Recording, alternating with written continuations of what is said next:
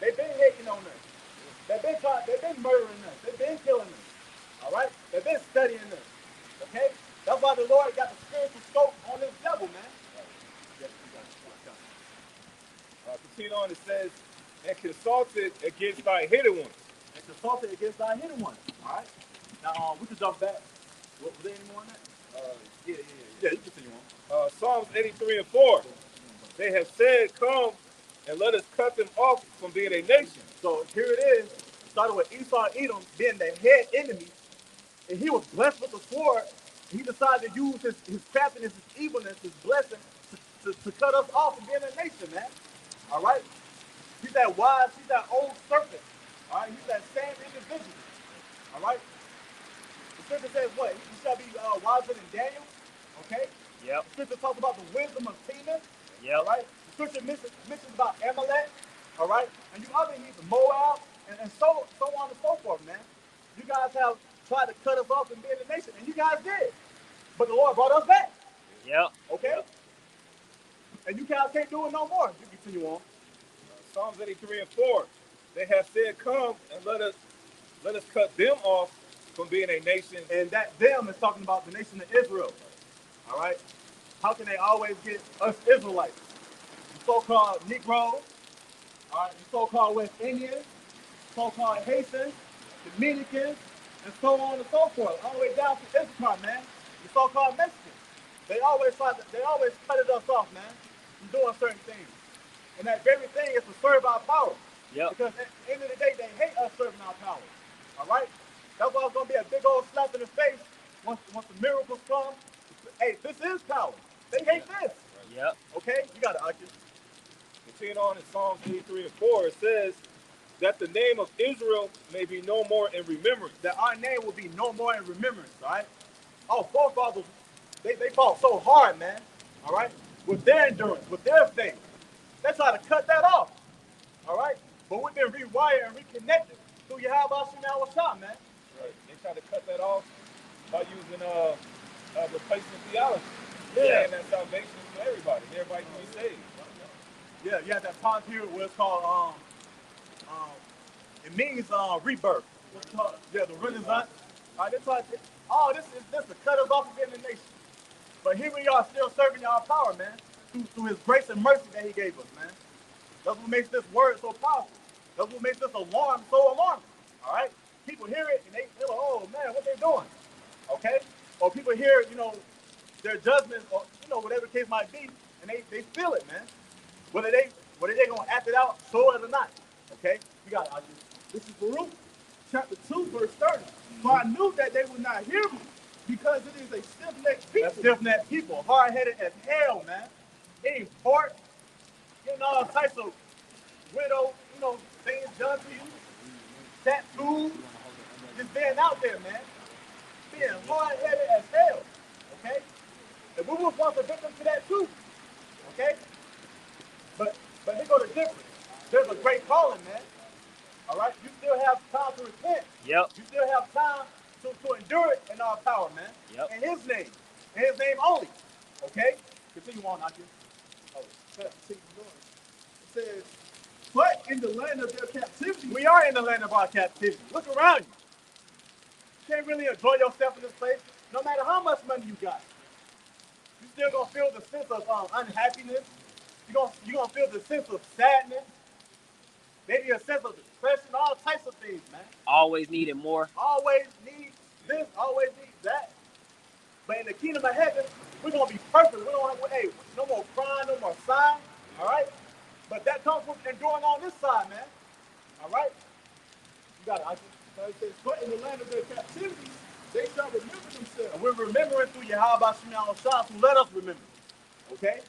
We'll remember ourselves again. Oh, I'm not no, I ain't gonna keep calling myself a spit or a nigga or a redskin. All right? A Negro, Hispanic, Spanish, whatever. There's all types of surnames out there. But we remember ourselves that we're a Hebrew Israelite and that we are the children of Yahweh Shema Shah, man. And there's a great calling. All right? A great symptom happening, man. Okay? You got it.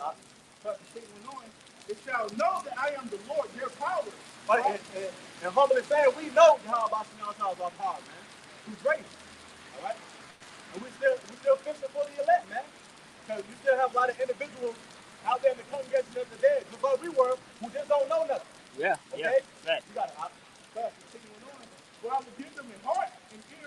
and heart and ears to hear, okay? A new heart, new set of ears, all right? Because remember, we're stiff-necked. We had the ears and hearts of death, man. But we got a spiritual ear now and a spirit upgrade, man. All right? Through that baptism. Okay, we've been upgraded through the spirit to hear these things and understand it, to digest it, man. It sounds sweet, and then you go through the bitterness, man, and you continue so on and so forth, man. Okay? You gotta And they shall praise me in the land of their captivity. and we're praising, man, through his holy scriptures, man, the Biblios, the collection of books. All right? Praising Yahweh Shai name. Glorifying his name. All right? Singing this new song, this gospel, man. All right? What's going to make you a better individual out here, man. Okay? This is not to make you fail. It's to make you better. But a lot of niggas gonna fail because they talk for us, man. All right? They talk dumb. Okay? They reject Yahweh Bashim Shai. All right? You got it. And think upon my name. And think upon my name. Goes into meditation, considering, and studying. All right? Yeah, and it shows you got the name. Look what Esau doing. It's clear. Esau shaking in his boots. Okay? That's why he got to do certain things, man. And we're seeing this thing getting amped up quicker and quicker. There's a drought over there in China. All right? They're going into underground tunnels and stuff. Talking about how hot it is over there. They're going through it. Their crops is dying off. Okay? That's your Yahweh Bashim Shai. According to 2nd Ezra, the 16th chapter. These players are not slacking. For nobody, man. Like even in down here in Jackson, Mississippi, Yeah. they got a water shortage, man. It goes to show you that the Lord is going to bring those plagues as He brought in ancient Egypt. Yeah, man. Everywhere. There's all types of BS in your drinking water. Okay, but the Lord is keeping us alive, man. That's why we thank you. You got to up? Okay, This is 2nd Ezra chapter 9, verse 2. Then shall thou understand that at the very same time wherein the highest will begin to visit the world which he made. And in order for us to understand, the Lord showed it to us so that we could finally see, man. We were living in that gross darkness, and He took that veil off of us, and we were like, oh, shit. This is real, man. This is the valley of shadow of death. Okay? And we're in the midst of World War III right now. It's just going to increase. Right. Yep. Just like World War I Right. and II, man. Yep. All right? There was always a beginning of those wars, things going on in the background, proxy wars, and it built up, man. Right. We're watching this thing getting built up right now. That's right. All right? It's going to happen. Yep. It may not be here yet, but it will happen, man. That's right. Okay? And in order to get delivered from that, you got to believe, man. All right? Through your faith and your laboring, man. Okay? You got to argue. I'm sorry. Brother said, Yeah, I have something. The one in Habakkuk. okay, come. Yeah, come. This is Habakkuk 2:1. I will stand upon my watch and set me upon the tower. Yeah, and what are we watching for, man? All right? Hey, the enemy, man, first and foremost. And at the same time, we're watching the signs of the heavens, man. All right? That was created by our power. We're watching ourselves. Okay? We're watching each other. All right? Because we're many members, but we're one body in Yahweh Shai, man. And this body, Esau can't beat this body up. He can't cut through it. All right? It's too glorious. It's too powerful, man. All right, which is Yahweh Shai. You got it, IQ. Habakkuk 2:1. I will stand upon my watch and set me upon the tower, and will watch to see what he will say unto me. Because the righteous is going to run in within that tower. Because this Yahweh Shai, the only begotten Son, man. All right, so we're going to be set it up there, man, and get protected. All right? We're going to bring out a couple more. You continue on. All right, continuing on in Habakkuk 2:1. And will watch to see what he will say unto me, and what I shall answer when I am reproved. Yeah, because it's all about being built up. All right, that's what the brother beautifully read in 2 Colossians, being rooted and built up, man. All right? Encouraging one another. All right? Admonishing one another. Rebukes come with it too. All right? Highs and lows, but we're still trying to be a better man than Yahweh Shai. That's what it boils down to. Having faith, man. Okay? Was that it on there? Let me go to verse 3. Okay, come. All right, verse 2. And the Lord answered me and said, write the vision and make it plain upon tables, that he may run that readeth it. Yeah. Again, there it is right there. Because at the end of the day, this is a spiritual race. According to 1 Corinthians, man. All right? Run this race. All right? The Lord placed you there. He said, go ahead and run. Because soon you're gonna cross that finish line. You just gotta believe it. Right. Pace yourself. Comes with long suffering and patience. I said it before. All right. Was that it on that? Yeah, the point is in verse 3. Okay. It says, for the vision is yet for an appointed time. For an appointed time. And man, hey, the judgments might not come when you think it's gonna come. Right. All right. Yeah. Even when you pray, you might say, "Oh Lord, protect me," or whatever. And hey, that prayer might get granted 2 months from now. You'll never know. Okay. But this is all exercising your, hey, just like our enemies, he's exercising himself in wickedness. We're trying to exercise ourselves in righteousness, exercising ourselves in patience, whatever the case might be. Because it's all about getting built up, man. Okay? You got to argue. All right, continuing on, Habakkuk 2 and 3. For the vision is yet for an appointed time, but at the end it shall speak. And at the end it shall speak. We are at the letter end, man. And things is continually to get turned up, man. All right? We're seeing certain things going on the other side of the world right now. Even on this side, man. Everybody's hearts is waxing colder and colder. Yep. The end is speaking. Hey, he isn't holding his tongue no more, man. He is speaking loud and clear. When we get the message, we hear him. Therefore, we got to humble ourselves even more. Because that terrible and great day is going to come. All right? All right? And we're not exempt. All right? That's why we say we hope we're part of the hopeful day. Okay? You got to argue. Continue on, it says, but at the end it shall speak and not lie. Though it tarry, wait for it. And our power don't lie. Everything that's happening is happening. Okay? You have individuals out there. Hey, this is the white man's book. This book has always been here. All right? And in the beginning was the word, man. Yahweh Shah is the word. Right. He's always been here. We've been cut off of being a nation. That's why it seems so confusing to a lot of people. But their spiritual minds is closed as well, man. All right? Is that it on that? This is the last part. Okay, Kyle. Continue on, it says, because it will surely come, it will not tarry. It will surely come, it will not tarry. In other words, it will not slow up. All right? It won't slow for nobody. Romans 33, even for those who don't believe. Then we're going to bring out one more down. This is Romans chapter 12, verse 1. I beseech you, brethren. So I beseech you, therefore, brethren, by the mercies of the Most High, that you present. He has a merciful power. This is mercy that we're seeing right now to come out here to do this. Okay? You got it out there. That you present your bodies a living sacrifice. A living sacrifice, man. All right? There shouldn't be no pain for you to glorify your power. Okay? That shouldn't be a thing. All right? Always constantly thinking about his name, crying out to his name, being happy in his name, okay? Laughing, whatever the case might be. All the praises go back to you. How about you now on shot? You got it. That's right. Holy and acceptable. It's acceptable thing not to get lined up, tattoos, be selfish. All right? Things towards that nature. Okay? That's acceptable thing towards y'all about you now on shot. And if you do good and please the Lord, again, he's going to make your enemies that people, he's going to continue to bless you, man. All right? The blessings come. Hey, sometimes you might not know you got blessed. But you got to know it's a blessing. You might get out of a car accident. Somebody might cause, anything, man. This is valley shadow of death, man. So all the praises goes up to you. How about you now? That's right. Continuing on. It says, holy, acceptable unto the Most High, which is your reasonable service. This is our reasonable service, all right? We are servants, okay? So we have to serve Yahweh Shah only, man, okay? No other power. And there is no other power, man. Clear as day, all right? But that was it on that. All right, with that, I'm going to let the next brother speak. Go on. All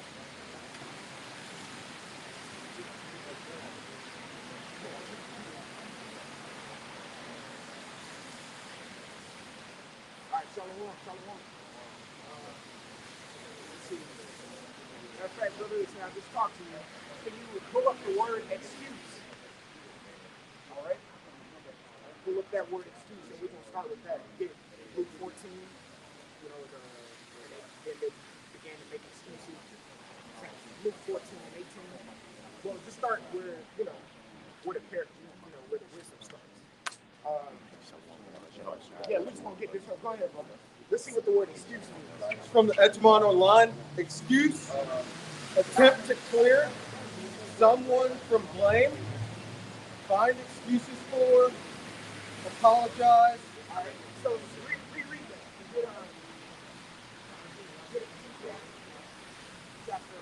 I had an extra one in the car. Attempt to clear someone from blame, find excuses for, apologize, make excuses, pardon, exonerate. Okay, you can stop there. The reason why I'm starting off with that word excuse is because there should be none of that. Okay? There should be none of that type of vocabulary in our mouths, actions. You shouldn't have any type of excuse for anything. If the Lord requires you to pull up at camp, you pull up. If the Lord requires you to do your lessons, you do your lessons. If the Lord requires you to link up with bros, go link up with bros. Everybody going through something, okay? And who are you to make an excuse? You claim you believe in Yahweh Shai. What excuse did Yahweh Shai have? And that man went through everything for us, okay? Get Ecclesiastes 7. You already, as a matter of fact, start at 4, okay? Because let me say this: excuses is bullshit. You an individual who have a lot of excuses all the time. Trust me, men will start not liking it. I'm gonna say it bluntly. Men will start not liking it. I know we brothers here, you know what I'm saying? Like, that's my brother though. But nah, fuck that. I'm gonna say it blunt. Fuck that. Because I can see it in your face or in your whole demeanor. You don't want it. You don't want it. So why do I want to be around somebody who don't want it as bad as I do? I want to be around men who want it. And I gotta come out like this. The spirit hot right now. Fucking excuse. Get that, brother. This is Ecclesiasticus, or Sirach chapter 7, verse 4. Seek not of the Lord preeminence, Right? neither of the king the seat of honor. Right. So, neither that's pride right there.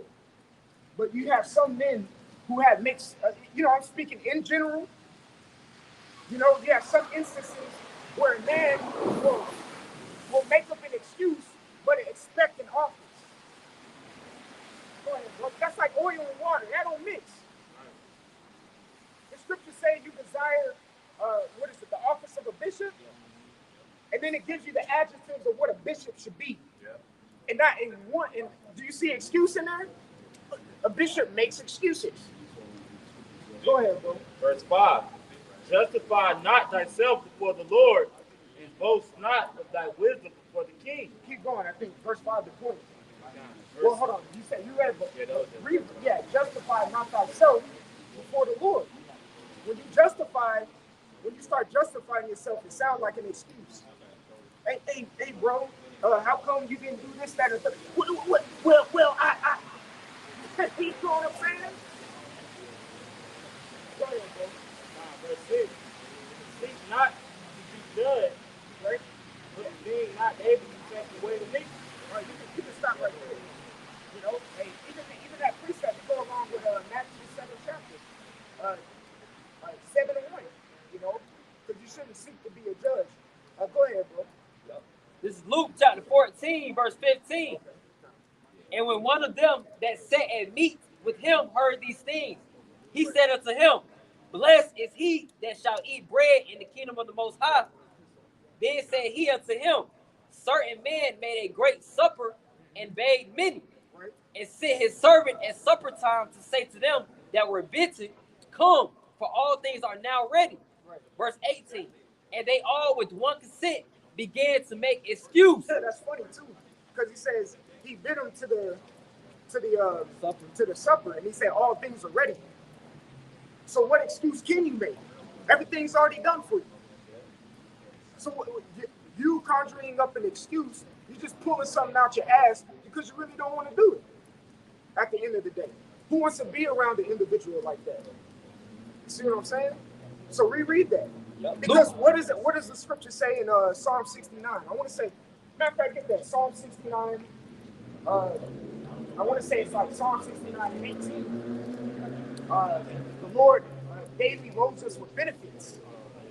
You know what I'm talking about? It's either 69 or 68. Reread that, bro. Luke chapter 14, verse 18. And they all with one consent began to make excuse. The first said unto him, I have bought a piece of ground, and I must need to go see it. I pray thee have me excused. Verse 19, another said, verse 19, and another said, I have bought 5 yoke of oxen, and I go to prove them. I pray thee have me excused. Verse 20. Work is more important. Working for the white man is more important than making the sacrifice. Now you got to, adding on to the precept, speaking about excuses, making the world come up with anything every excuse in the book to not do what he's supposed to do. For this, but then you go out there into the world and Esau, let's serve everything. Let's serve this master, the best fucking slave in the earth. When it comes to doing the work for Esau, when it comes to doing the work for fucking salvation, they be doing it. It's too cold, man. Nah, it's raining. Nah, the weather's too hot. It's too sticky. It's too uncomfortable. Every fucking excuse in the world but to not do what you're supposed to do and be of the fucking world. When this motherfucker's getting ready to burn, right? Who the fuck wants to stay in this place? Ain't nothing but faggots out here. Ain't nothing but sluts and whores. Ain't nothing but working for fucking pennies out here. Who the hell wants to be out here in the earth like this, man? Every time you turn around, there's wickedness out here. You gotta deal with these people in the earth, man.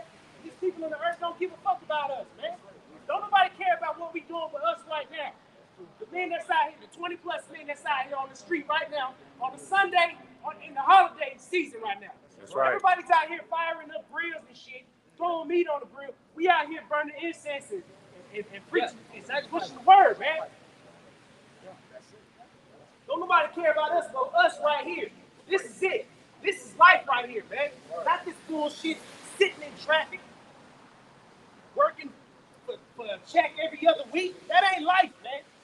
I don't know about y'all, but this is bullshit. Man, fuck Esau, fuck the fucking society, fuck all this shit, man. Hey, and you bitches that love Esau and want to follow his ways and be hoes and stop all that shit, you hoes is gonna die. That's right. Keep going, brother. I have to add on to that. Yeah. Luke. It be the spirit, though. Yeah. It be the spirit. Because you gotta understand what when you make an excuse and you're in the matter of fact, it's Salakia. How the whole Luke get Romans 2:1. Because what does Romans 2:1 say? You know what I'm saying? What does Romans 2:1 say? Yeah. Go ahead, bro. This Sirach or Ecclesiastes chapter 32 and verse 17. A simple man will not be reproved, but findeth an excuse according to his will. So like the officer is saying, and it said a simple man and his heart can be reproved, and every time you try to talk to him about the things that he's doing, he bounces off of himself and he reflects on everybody else, man. That's the work, like he was saying, that's the worst type of person to deal with is someone who can't be coachable and makes an excuse for everything that he does. What did they say now? That's a toxic trait. Yeah. And toxicity can spread. Wow. So when someone's we have continual individuals constantly making an excuse of why he can't show up, why he can't do this, why he can't do that. Get the fuck out of here. All right, go make an excuse to the world then. Don't make it to us. Because men who are around that really want it, say if they get reproved, rebuked, or admonished, it's going to just be a con. Yeah. And then go fix it. Hey, well, like I always say, we ain't even got to the hard part yet. You know, so if what's happening in this world is worthy enough to present excuses, what the fuck you think you're gonna do when all hell breaks loose? That's right. And you ain't gonna have access to brothers. You ain't gonna have access to the YouTube videos and the group chat. It's just gonna be your relationship with the Lord. And if you faltering in your liberty, what the hell you think you're gonna do when it's game time? You know, it's like Allen Iverson with practice. You talking all that shit at the press conference about practice, but it didn't translate over to a championship ring. Right. You trying to belittle practice, but it never translated over to the ultimate goal. So you got to know what to do in your liberty. Your liberty should be accomplished with sacrifice, man. Okay, that's what the liberty is there for. the liberty in Yahweh Shai so that you can sacrifice to the Lord. That's right. And then when all hell break loose, your sacrifices will cover you. It'll actually cover you in that day. Because we ain't going to be able to come teach, you know, and bring out scriptures and fellowship. So therefore, where your sacrifice going to be in? It's going to be working for you on the back end. Okay? It's kind of like a resume. You do a lot of things for the job that you ultimately want, you know, like that end goal job, but you don't stack your resume with all this work that you've done, and then you present it to that job, and that job looks at your resume and be like, you know what, that's a great work. Yep. I like it. That's the same thing that's going to transition. Now I'm using that in an analogy that's going to transition in the day of trouble. The Lord going to look at your resume, and if he sees excuse, complain, excuse, why should he want to do anything for you and with you? Even poor work ethic. Right. You know, poor work ethic. You know, the Lord don't deal too kindly with poor work ethic, man. So we all need to, you know, right now, especially, and I know you got your precept officer, as we enter into the Day of Atonement, right now we need to be tightening the screws spiritually, man. All right? And like I said, we speaking generally, but that goes for brothers in the fold and outside the fold, man. Okay? Everybody needs to be taking that spiritual flashlight and that screwdriver and figuring out what screws is loose in your spirit, man. And getting together, man. Okay, because the Lord, one thing that the Lord has shown us, brothers, is although we're covered by his grace and mercy, we can also be touched. That's right. Okay, you can't forget that. Okay? We there has been men that's been called back to the spirit world that was in the truth. So we have to keep that fear of the Lord. Hey, as a matter of fact, somebody hold that scripture in Ecclesiastes 27 and bring what you got out, Nate. You know what I'm talking about? Matthew 6:19, and it says, "Lay not up for yourselves treasure upon the earth, where moth and rust do corrupt, and where thieves break through and steal.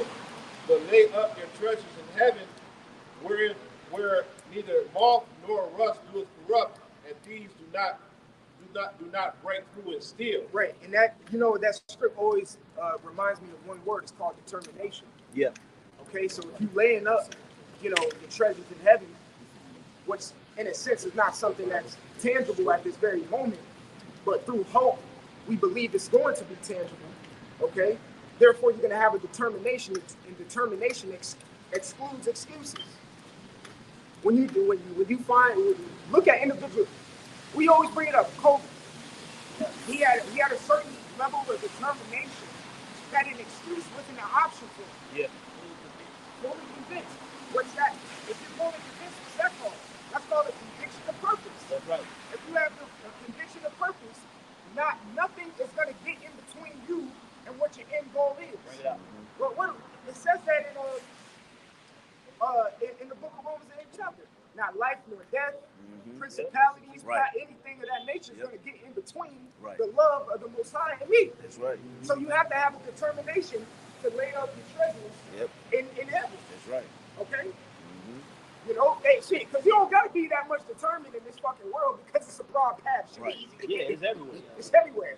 You got random niggas running into 100,000. Right. Yeah. You know, without even trying. Yeah. You know, everything is laid out here.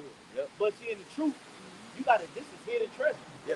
And with hidden treasure, you gotta dig. You gotta dig. And anybody that know about digging, after a certain amount of after you get so deep in the soil, you ain't that shovel ain't gonna do it. That shovel ain't gonna do it. No, you know, if you ever dug with a shovel and you keep going, you like, this dirt easy to move. Then you get to a certain, you like, there might be a rock right there. There ain't no goddamn rock. What it is the earth is compressed. Yeah. Right. Yeah. The earth has been tightened. So what you got to do? You got to bring out other tools. That's right. And that's where you got to be spiritually savvy and know how to, bring out those other tools so you can dig deeper to find the treasure in yourself. That's right. That's right. Jake don't want to dig deep. That's right. Jake don't want to get into that nitty gritty and let that dirt pop in their face and eye. Let's get their shirt dirty, their knees. They got to get on the knees and yell and exhaust certain muscles to get that hidden treasure. But the catch-22 is it's inside of you. That's right. That's right. And you see, that's the thing too. You said it. You hit it on the head. Jake don't want to do it, and then they'll find an excuse of why they can't do it. Mm-hmm. You got to get don't and can't out of your vocabulary, That's right. out of your spirit, out of your system, man. That's right. Because the Lord ain't looking for I can't or I don't think I don't what's suitable for you. You can do it. That's right. Ultimately, it means you never wanted to do it in the first place. That's right. It really boils down to willpower. That's Because at the end of the day, we can all do it. Mm-hmm. The scripture says that's the nigga woman's favorite scripture. Philippians 4:13. Okay, all over these bitches' necks. You know, cleavage. I can do all things, and then they always stress all too. Yeah. I can do all things through Jesus Christ who strengthens me. But guess what? That don't apply to them. That applies to the brothers. That's right.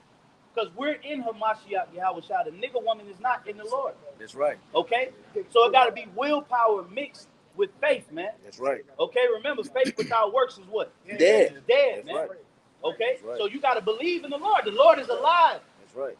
The Lord ain't dead. He's alive. He's living inside of you. He's inside of you. Now you can let that treasure.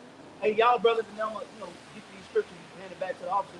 Y'all brothers ever seen that meme where it was like two dudes working in it was like a cartoon? Oh, they were like and they picking. One guy was super close and turned around. and turned around, but he had like 50 diamonds. But then one dude had found one diamond. He was like, I'm about to keep digging. Yeah. See, you got to remember that these are the treasures is within you. Right? Mm-hmm. It's not within you. I can't dig for his treasure. Right? He can't dig for mine. Okay? Some brothers is going to take a little longer to unlock your potential and to understand who you are. Some brother might get it out the gate. Okay? But at the end of the day, it's up to the individual man to dig deeper for the inner Yahushua. It's hidden treasure. You got to find that determination with inside you. I was talking to the sergeant last night, and we were talking about, and we're talking about tennis. I'm not going to get everything we talked about, but in a sense, a tennis player, a tennis match it's just you. Yeah.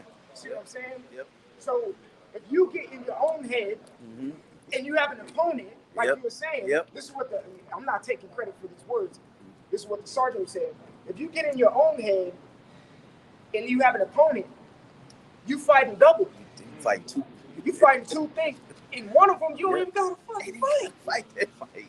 So if you got to dig down inside, deep inside you to find the determination. Yep. So you ain't fighting with yourself. Right. It's like, I'm good. Yep. I like to start worrying about this damn Edomite in front of me. I'm gonna run through. I'm not gonna worry about me having a lack of confidence. Right. Because what these other people see, they gotta fight like that. We don't, because we have the scriptures. Right. We have Yahweh Shema Shai. Right. So we know we can. I ain't gotta fight against the scriptures. Well, I got a precept for you, brother. You can expound on it. Get Proverbs 3:26. Kind. All right.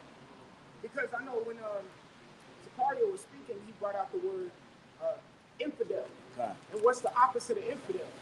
Someone who has confidence. Kind. All right.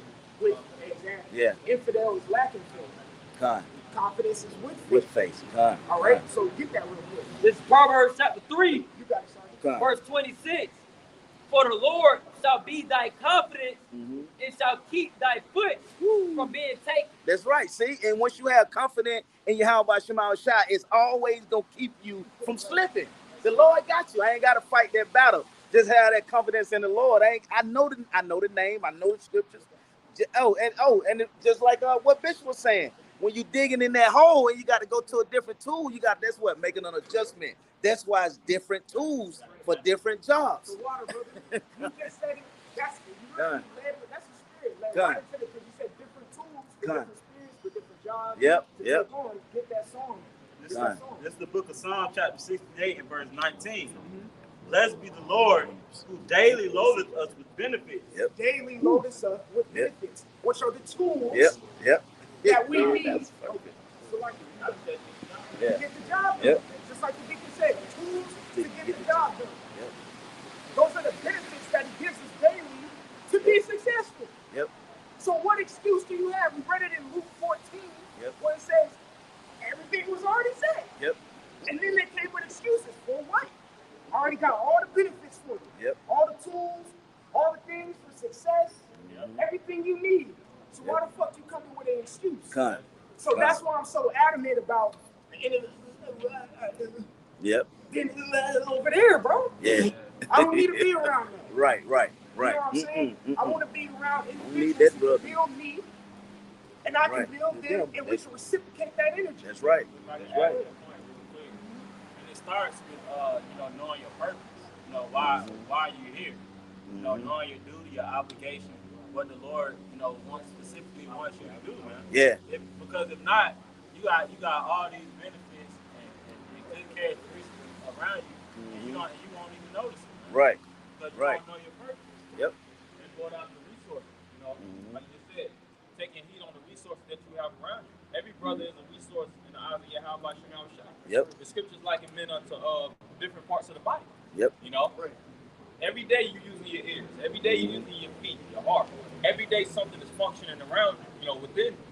So it's, and as far as the brotherhood, every tool that you have around you, you should take to maximum advantage. But sometimes Jacob be in their head through pride. The scriptures even say blasphemy. There's one that destroys himself through too much blasphemy. Just shying away from everything. That's exactly what you get. What's your detriment? This brother can help you out with this. This brother, has an immense amount of faith. Brothers have the Hebrew. There's so many tools that you have. We have more than enough tools, to be honest with you. The Lord didn't leave us lacking. He gave us first and foremost the words, faith. He gave us the brotherhood. He gave us more than enough. To actually get the job done. So there ain't no reason to not get the job done. Can I land back off you, brother? Because you mentioned the body. There's one part of your body that is continually flexing. And that's this lower back area right here. It's always flexing, even when you sleep. So say you say you got lower back, in the camp or something, and you making excuses. How does that affect everybody else? That part right there affects your whole body. Yep. Individuals who may have slipped the disc or strained that back muscle back there, they done. They're incapacitated. So what another thing, you see basketball players, brothers play basketball. Even football, they call it toe turf. All right? Or turf toe. Turf toe, Water, bro. Yeah. Brother was correct. I'm playing with you, brother. But toe turf, right? Turf toe. God damn. Turf toe. Or else in basketball they break their toe or something. They had toe issues. I think Shaq had toe issues. Big Diesel couldn't fucking move around because one little pinky toe couldn't move. Every part of the body is crucial to the benefit of the rest of the entire thing. That's right. So when you make an excuse, you are hindering or hurting the body, and therefore that's why the scriptures say what? Mortify that, therefore thy members. So if something is rotting away, cut that shit off. That's right. Cut it off. Yep. A sloppy. I know. Because you just mentioned mortifying is all this. And like the bishop was saying, the treasure that is hidden within you. So this is Colossians 3:1. If ye then be risen with the Mashiach, seek those things which are above, where Mashiach sitteth on the right hand of the Most High. Set your affections on things above, not on the things on the earth. That's the spirit. That's why you brought up your precepts. Those are two precepts that go in conjunction with one another. Because the scriptures are reiterating again where your mind should be, where your determination should lie. Okay? Where your goals should be set. You know what I'm saying? Go ahead. God, verse 3. For ye are dead, and your life is hid with the Mashiach. Let me say this, because Captain Kasab went in, all right, earlier. What's our end goal? We're trying to get up on the chariot. That's right. Salvation. That's it. So I'm gonna go around. What's gonna stop you from getting onto a chariot? You gonna let something stop you? What's gonna stop you? What's gonna stop you, brother? What's gonna stop you? So fuck the excuse. That's right. Just get on a chariot. That's right. Just say, put on as the elect. That's right. Do what the elect will be doing. And what do you think the elect will be doing? Not making a damn excuse. That's right. guess. See what I'm saying? Huh. It's so cliche, but it's real. But it said when there's a will, there's a way. Yep. You know, Yep. anything you think about that's hindering you, there's a way to beat that shit. If you look at people in the world, people that be sickly, motherfuckers that got cancer, certain people that be going through, you know, the ringer, and overcome, that be, you know, in certain situations, it be sounding like an underdog story. Like, damn, everything was against them, but what? They had hope. Against all odds. They were against all odds. They were like, man, we was out in poverty. Or you listen to these football players and basketball players, their mothers. Hey, y'all ever? There's this one DJ. His name is I don't know if it's ATL Jacob or what. But his mother used to drive him every week to Atlanta, like 7-8 hours every week before he was actually. I don't know if it was ATL Jacob. It's a Metro Boomin one. I think it was Metro Boomin. But his mother used to drive him like 7-8 hours every single weekend to Atlanta to actually get his, you know, product off because she seen the vision in him. Now, he didn't have no record deal. He didn't have no. They was in poverty. He didn't have the money, the resources. They had the little bit of money that she actually had on the side. She invested that towards him because she seen the actual spirit within him, and they took that drive weekly. Yeah. You gotta think that type of mindset to actually have that type of faith in your son, and for him to have that, you know, conviction, like, man, I'm gonna make it. Yeah. That self-determination, I'm gonna make it. I'm like, damn. So how much more a 35-minute drive you can? Yeah. You know what I'm saying? Or videos, whatnot, getting up with brothers. You got that type of thing. Keep that in consideration with the elders in Connecticut. Hour 45 there and back. Yep. Come on, huh? That's determination. That's dedication. Year after year after year. Not letting up off the game. Colossians 3:5. Mortify therefore your members which are upon the earth: fornication, uncleanliness, inordinate affection, evil concupiscence, and covetousness, which is idolatry. And these are a list of things that will hinder you from getting to the ultimate goal, which is salvation. Yep. All right? And you yourself is your biggest enemy or your biggest roadblock because everything else around you can't control. That's right. You can control your own actions. You can control the things that you want to put priority. You know what I'm saying? So the only thing that's standing in between us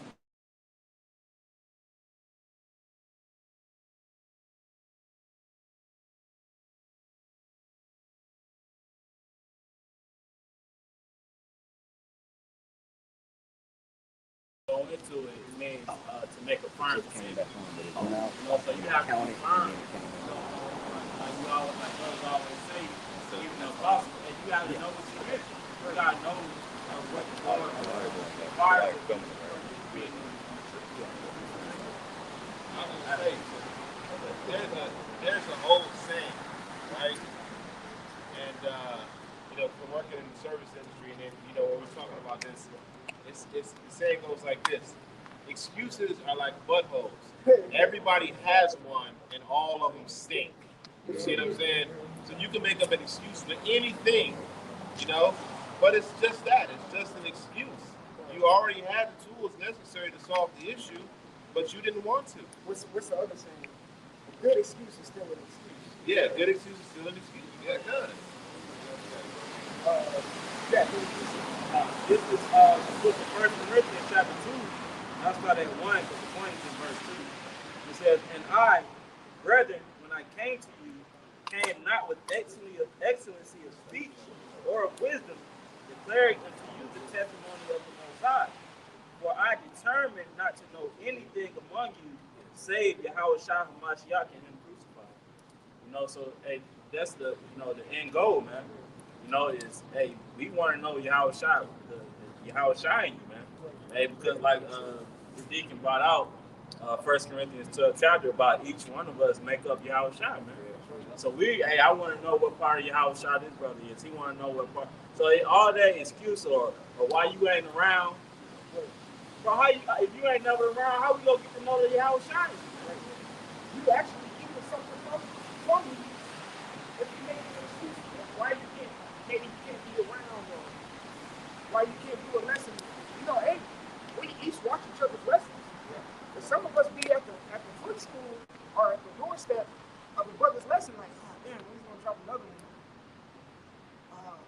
Shit, you know what I'm saying? And if you make an excuse of why you can't drop it in a consistent manner, you taking something from me, in a sense. You know, everyone relies on everybody, but at the end of the day, we walk our own walk. So get that Romans 2. I was gonna say there's one thing too, because you know, a lot of things that be in your way, you know, you can put certain things on the back burner. You know, and really the origins of back burner, I got it. It says this term comes from the cook's habit of moving pans to the stove's back burner so we can focus on dishes that need more immediate attention. Now it's not that the owls is not turned up, like when you put it on the back burner, you just saying fuck it. But it's certain things where it's like you don't have to fully attend to that. Scripture says casting all your cares on the Most High because He cared for you. Some things you just gotta leave in the spirit of Yahweh Shema Shai and let the Lord deal, man.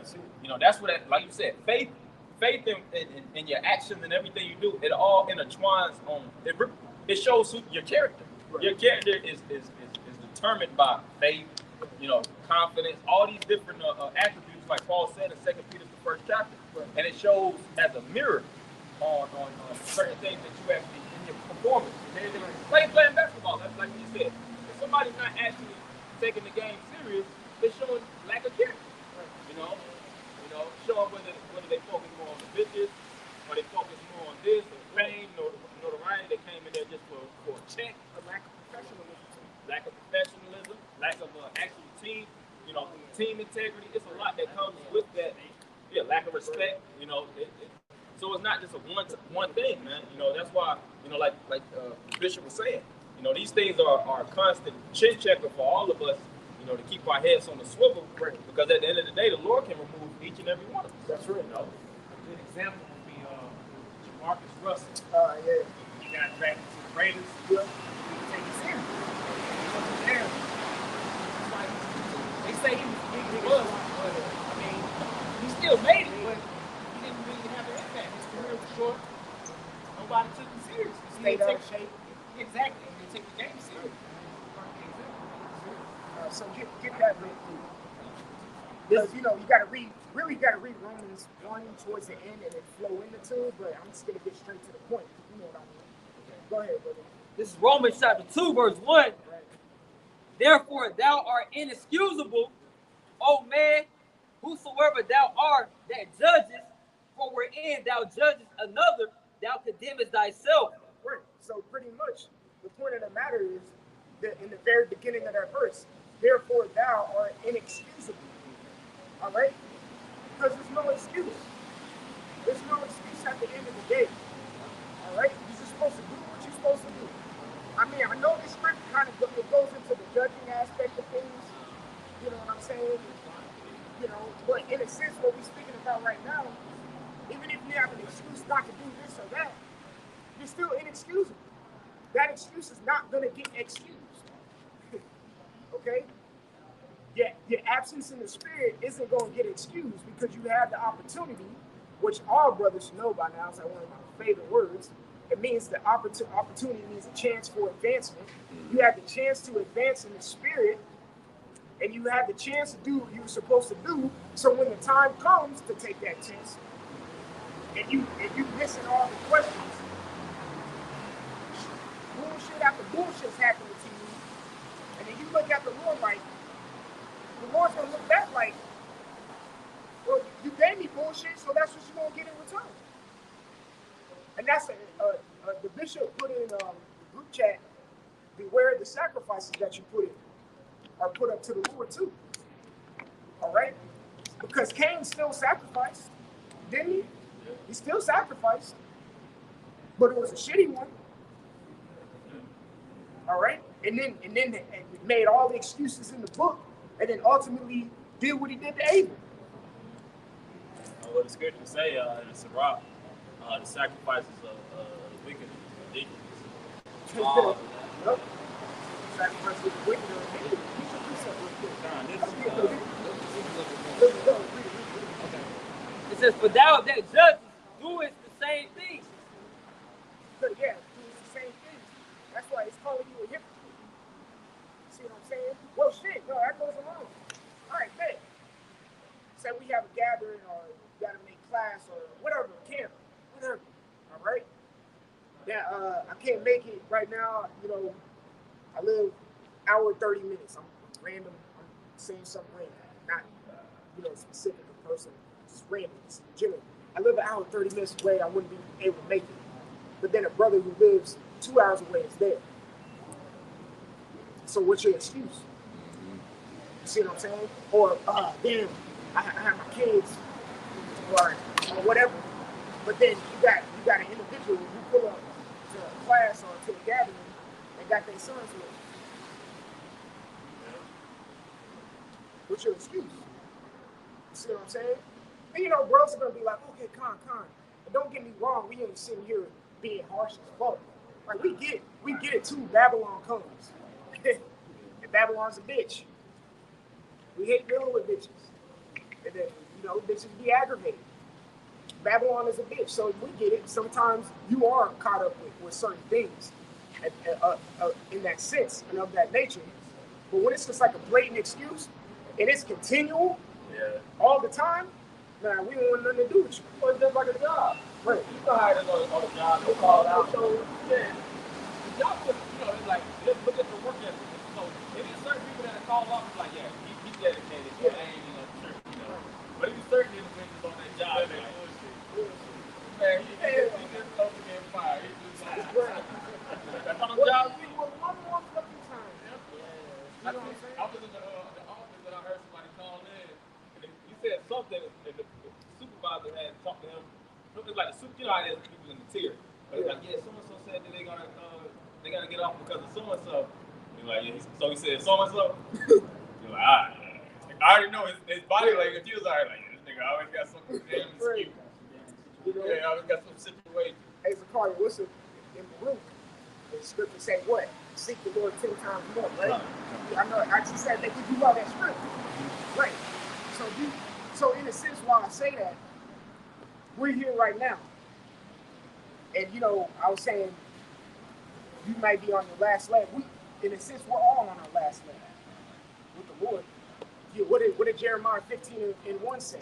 Though I gave you Moses and Samuel, my mind could not be towards these people. We're right now on our last leg. That's why you seek it 10 times more.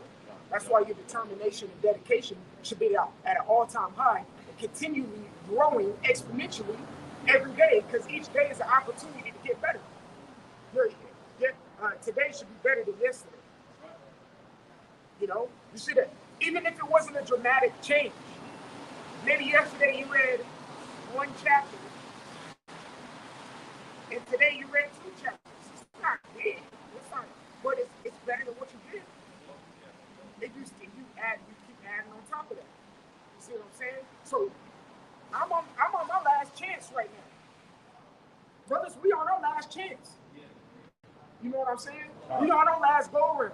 So why are you gonna slack and make up excuses of why you can't do this? This is your last chance. So you gonna have an excuse on your last chance? Excuse the fuck out of me. Yeah, that's a head scratcher and an eyebrow raiser. You only get one shot. Well, that's because you gotta have fear. Right. The fear of the Lord to keep you in line with the purpose. That's it. Okay? A nigga busts his ass on the basketball team, why? Because he's scared of getting cut. Right? That's your chance. That's your chance. You get a chance to play, so you bust your ass because of fear of getting cut. See, when you lose fear of the Lord, the drive, the tenacity, the determination, the sacrifice goes too. We're supposed to be terrified of Yahweh Bashim Shai. We can't forget that our power used to go by the Allah Shadi. That's right. Meaning the demon-like terrible power. He can fuck some stuff up out here, man. Yes. And that's how he got his point across. Okay? By fucking stuff up. Right. So the Lord don't feel a certain type of way when he push because a lot of buttons get pushed every day. Right. The Lord ain't in the spirit world, like Moneybag Mafia on Instagram. You heard Mary died. God damn, Mary. The Lord ain't up there. Damn. She died. The Lord has no emotion when it comes down to that. But if you keep yourself in the fear of the Lord will preserve you. It's literally like it's a spiritual preserver. It's to be scared, bro. You gotta be scared of Yahweh Bashim Shai. The Lord is not your friend. Right. He's your heavenly Father. Okay? He is the Father of spirits. He's the Father of nations. He's the Father of the universe, man. So we have to carry ourselves in that same energy of fear. Right. Did anybody ever bring that scripture out? 27? Yeah. Yeah, bring it out. You know, because it all circles back around, man. Right. Being fearful, man. Okay, a part of being a prince of the power is being in fear of your power. That's your power. Your power is encapsulated in fear also. Okay? We ain't homeboys with the Lord. Okay? We are servants. The servants must be in subjection to the master. Bring it out, Karatazar. This is Sirach or Ecclesiastes, chapter 27 and verse 3. Unless a man hold himself diligently in the fear of the Lord. So you can't even just hold yourself in fear. You got to hold yourself diligently in the fear. Okay? Everything that comes with being a servant, you got to be diligent in it. Going to class. If you can't make class, call in the class. If you can't make class and call in the class, you got to get the notes. A brother's not going to stand over you and make you get the notes, man. Brother's going to put the notes in the group, and it's your responsibility to go get them. Graze over them. Write them down. Get some scripture. Hell, you can even do a lesson on it. Okay? So you can't just be fearful. You got to be diligently fearful. You got to fellowship. You can't be no vigilante lone wolf. I'm going to do my thing. And no. Don't come into a camp then. Just go teach. This is a body. Y'all, can you walk around for us, sir? All right? It's a body, man. It's a unified spirit that we're involved in. All right? Go ahead, bro. I'll be reading from the top. So like, if I may add on to you, Bishop, and fear doesn't mean you be timid. See what I'm saying? When we say fear the Lord, it doesn't mean for you to be a timid individual. That's not a characteristic of a man. All right? The scriptures also tell you to come boldly to the throne. Right. Being bashful. You destroying yourself. That's right. I know the people, he quoted that scripture. So you can't, it's not in the sense of being timid. Timid brings hesitation. Yep. Hesitation brings doubt. Yep. Doubt brings death. Yep. Right. Everybody, yep. That shit gonna break the back, boy. Yeah, that's One right. heart's gonna go over everything. It's gonna be in disarray. Right. You know, go ahead, Doc. Sirach 27 and 3. Unless a man holds himself diligently in the fear of the Lord, his house shall soon be overthrown. Yeah, the scriptures say his house shall soon be overthrown. So everything that you have, the Lord's gonna take it away. So that's why we gotta understand. Remember what the scriptures say about what? Counting the cost. Somebody hold that for me. Okay? Somebody hold that scripture, Luke 14, 20 something. I think it's like 26. All right? You know, you gotta know what you're involved in. This ain't no, hey, like I always say, we ain't no Rudy fools up here. You know, we ain't just no low-level street niggas that just decided to come together with some type of knowledge and we just talking. This is high-level ministry, man. That's right.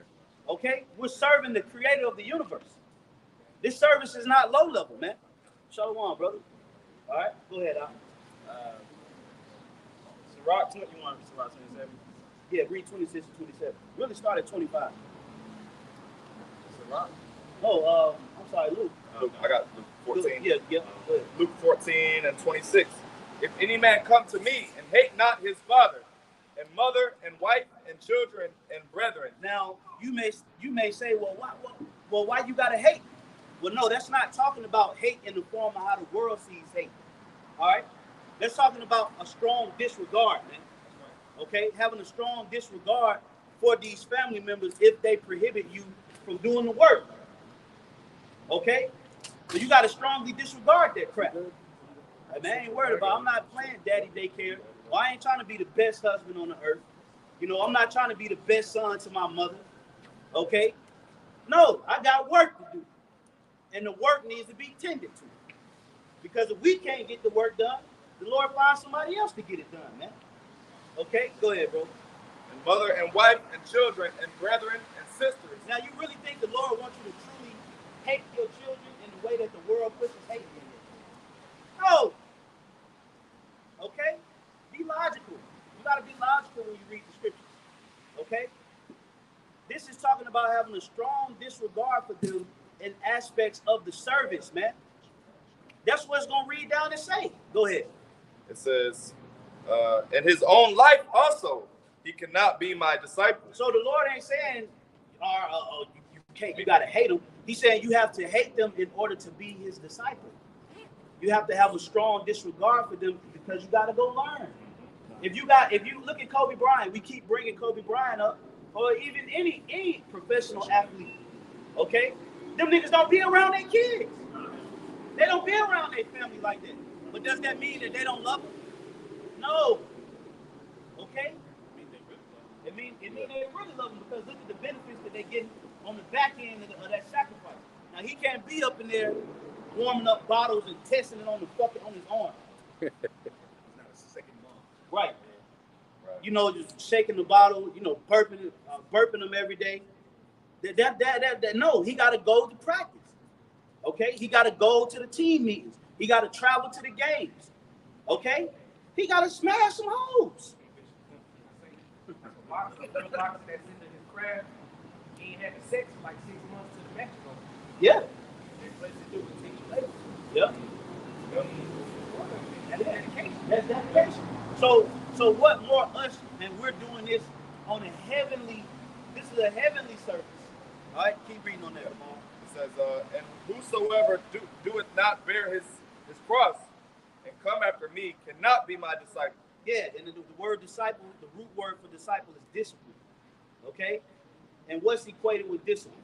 Love. Okay? Because if you're going to be disciplined in something, you're going to love it. Okay? So that's where you get the word disciple from. They were disciplined learners. They loved the Lord and they learned the actual tutelage of Yahweh. Okay? So if you can't do these things, you can't be the Lord's disciple. It's just that simple. It's not rocket science, man. Okay? The Lord don't even require more than 10 hours a week from us. In total, in grand total. Now that's you just 24 hours in one day. That's not even half a day. We come do what? 2 to 3 hours at camp. We do lessons, we have class, and we do Thursday camps. You know, here and there we'll do Thursday camps, right? You know, lessons, things of that nature. Okay? Other than that, you pretty much doing what you do. So it ain't no excuses, man. Okay? It's not an excuse. Okay? The Lord don't deal too kindly with that, man. And that's why the world is going to get fucked up. Because Jake making all these excuses. All right? Go ahead, come on. It says, for which of you intending to build a tower, sitteth not down first and counteth the cost? Now, what does it mean, sitteth not down first and counteth the cost? Meaning, you starting a work project. All right? And there's a budget. Okay? Now, Rob, you know, he know the lingo with the construction world. But you have a budget. You're given a budget, you know, so that you can get all the supplies. And you know, me and this brother, we work with the brother on several occasions. And you got to go, before you even get started, what you got to do?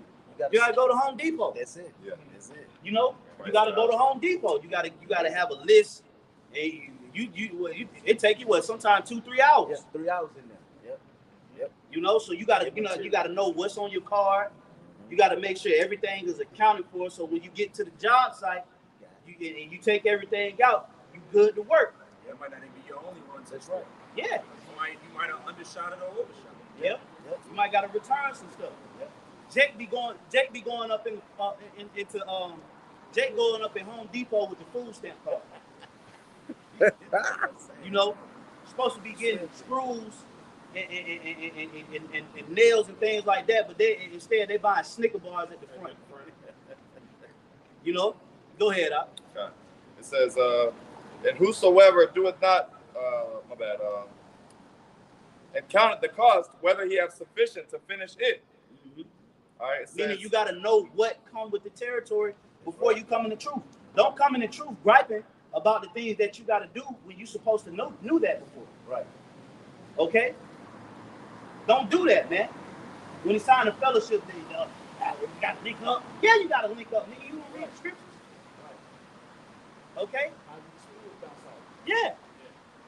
I mean, you know, Jake come in, you know, off the glitz and glamour of it, but don't read the fine print. That's why niggas get caught up into these bad contracts. That's right. Okay? So Jake don't know how to read the fine print. Everything that's a part of the truth is right here. When the apostles and elders, provoke us to this work and tell us what we got to do, 3 videos a week, a video a day, or go to camp, fellowship, be in order, all these things, it's in the scriptures. So if you come in the latter end griping, that means you got demons on you. Okay? That's what it means. You got spirits on you, man. All right? You got to know what it's going to take to finish this work. And like I always say, we have not even gotten to the hard part. It ain't even got to the hard part yet. Where your life is actually in danger. Being threatened for what you believe in. You being carted out in a police van, going into the for domestic terrorism or something. Okay? When it's chaos in the streets, when the grocery stores are shut down, when your family sell you out and trade on you, when the people that you thought was gonna rock with you ain't rocking with you, when you feel ostracized. We haven't even gotten to that part, man. Shells flying, bullet fragments and brain matter all over the earth. We ain't even got to that part yet. So what's the problem now? Okay? A lot of it is egotistical. A lot of it is preeminence. A lot of it is pride. A lot of it is malice, strife, contentions. All of those things prohibit the Holy Spirit from working with you. And then you end up forsaking your responsibility because you ain't count the cost. You let the other things distract you, man.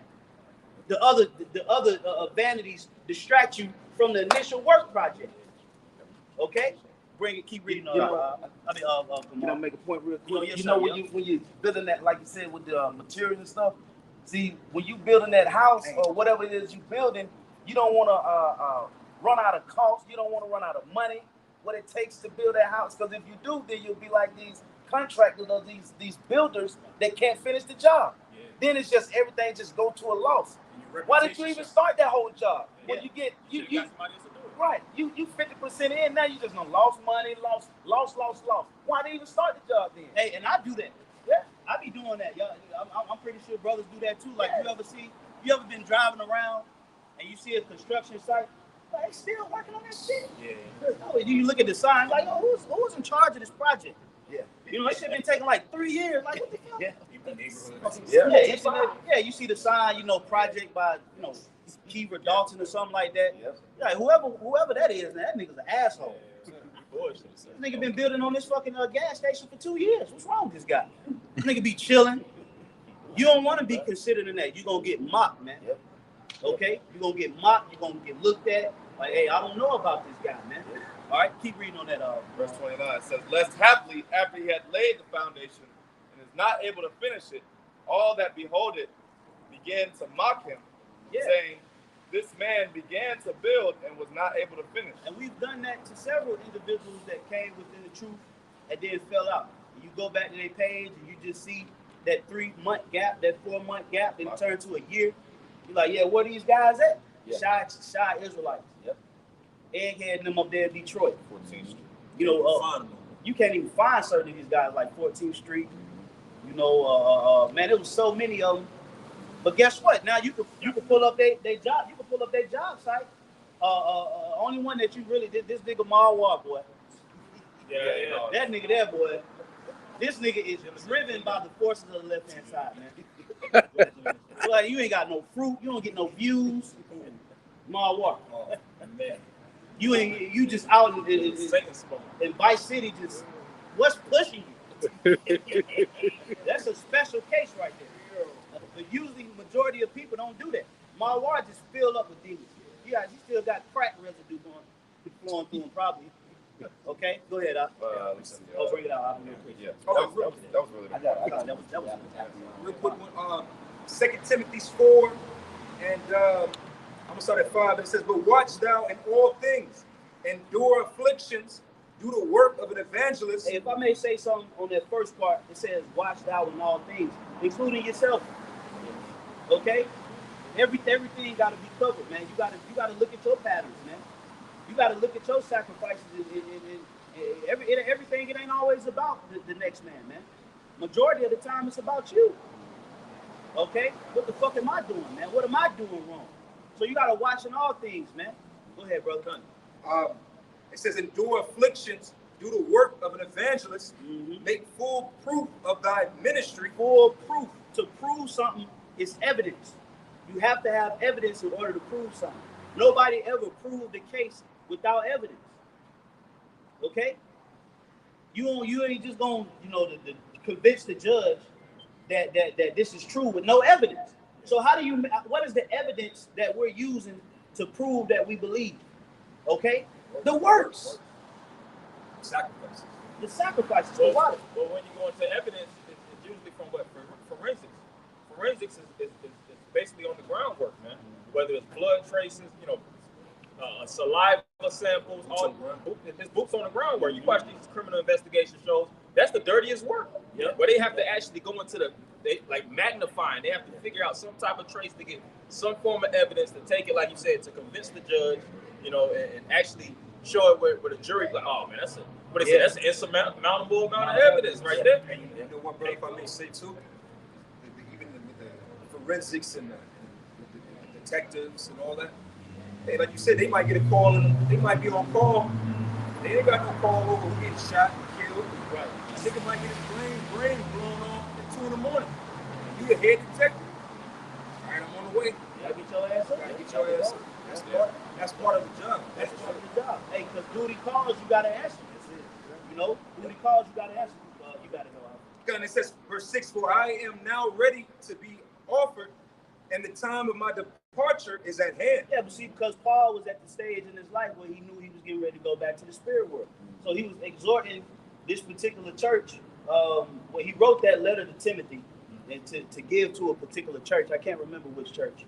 But he was telling them, look, I'm going to depart. Okay, soon, man, my time of the departure is coming. But listen, man, y'all better do the work of make full proof of the ministry, man. This is what you're reading right here. Watching all things, man. Do the work of an evangelist. What is the work of an evangelist? To bring good news. All right? Hold that real quick. Isaiah 66:1, that we're going to bounce back. Okay? You got to come out here and preach the good news. Okay? You got to be out here, man. If you ain't going to make it, you need to communicate. It's simple. It's simple. 1 + 1 = 2, man. All right? This truth gets overcomplicated through egos. It's not hard, man. It's not hard at all. Okay? Simple mathematics, man. Do the work. Okay? Bring it out, Isaiah 66:1. It says, thus said the Lord, the heaven is my throne. I'm sorry, 61. Isaiah 61 at the top. Isaiah 61 and verse 1. It says,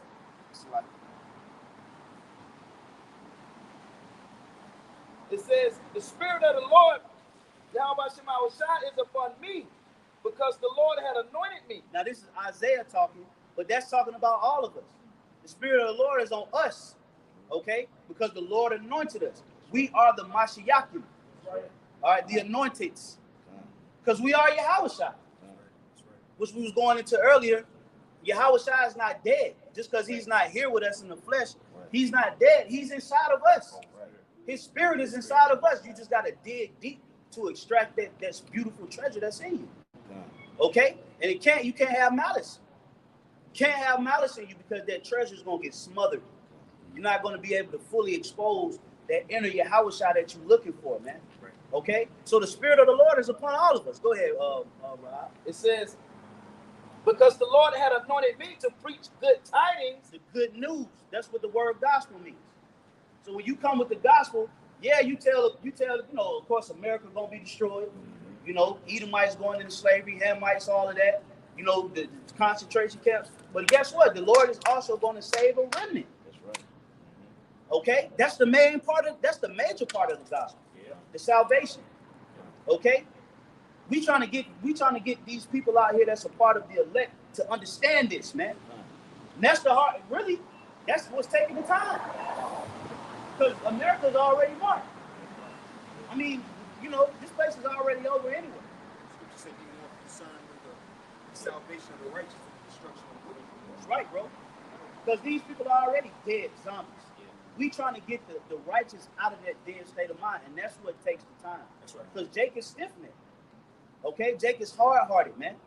Okay? Say it said, yep, it said in Revelation, it said the angels are going back and forth wind until the servants be sealed in their forehead. Yep. You know, so yeah, that's, you know, Yeah. that's part of that. Hey man, look, you know how long it be taking Jake to wake up in the morning, boy? Imagine that in the spirit. Jake gotta, you know, Jake snooze a couple times. Fuck up. It's about a couple, maybe about 15 times. Yeah, 15. Go back to sleep. You know, then wake up, sit on the edge of the bed, scratch their head, yarn, stretch. You know, open the blinds, get the crust. It might take 45 minutes for a nigga to really just wake up. I'm up. You know, and then you need a coffee. You know, so imagine that in the spirit. Yes. Even though certain brothers are woke, certain brothers is still waking up. Yeah. You know, They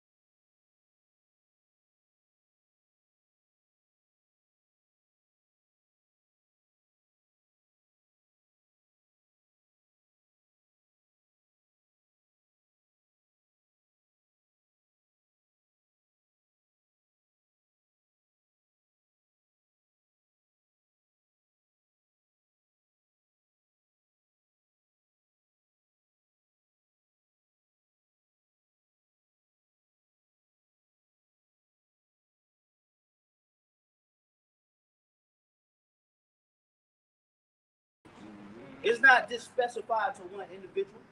Okay? We all have the gift of evangelism, just as much as we have the gift of prophecy. Okay? So do it, man. All right? You know, we in crunch time, man. All right, and you brothers and sisters, well, you brothers for the most part that see us out here doing this work, that alone should strengthen you to do it. That's supposed to build your hope up. Like, your brothers doing it, I know I can do it. Right. Okay, go ahead. Yes, sir. It says, make full proof of thy ministry, for I am now ready to be offered, and the time of my departure is at hand. Yep. I have fought a good fight. I have finished my course. Yeah, not I have wrestled a good wrestling. This ain't wrestling. It's fighting. Okay? Which wrestling is a form of fighting. Okay? But a fight, you got to dig deep sometimes, man. Like the Elder Russell I shared that post with us about the firemen control the fire. Yeah. You got to fight that fire, man. Yeah, I know it burned. You know, I know some brothers' flames is higher than others right now. Okay, but guess what? The world don't give a fuck. What was heavy about that post, you know, basically don't let the circumstances around you dictate your action. You know, because we know we in the elements, man. You know, the fight is toughest when you're on your lonesome, so to speak. You know, and at camp, you know, we're a unified unit. You know, when you actually there and you actually wrestle in the elements, and the elements is coming against you directly, you know, it get tough. But at the end of the day, you got to know how to weather the storm. You still got to sail that ship. The waves get bumpy, but you still got to sail that ship. All right, go ahead, bro. It says, well, I have fought a good fight. I have finished my course. I have kept the faith. Yeah, I have kept the faith. That's what we're hoping that the Lord gives us the spiritual resolve to do. Keep the faith. You know, you do not want to be looked at as somebody that doubted. You got all the spiritual evidence you need, but you still doubt it. That's really like insanity. It's like, hold on, man, you kind of crazy. Like all this stuff, after a certain amount of time, bro, you like, yo, all this stuff is happening. This got to be truth, and then you lose the faith. That's literally going crazy. Yeah. Okay, that's madness, man. That's why the Lord said that we shall be smitten with madness. Okay, we're here, man. All right, we're knocking at the door of Yahushua. He's answering. Keep knocking. Okay. Oh, guess what? The Lord don't hear that knock no more. You go, hey, you don't come to my door. Don't come to my door front no more, man.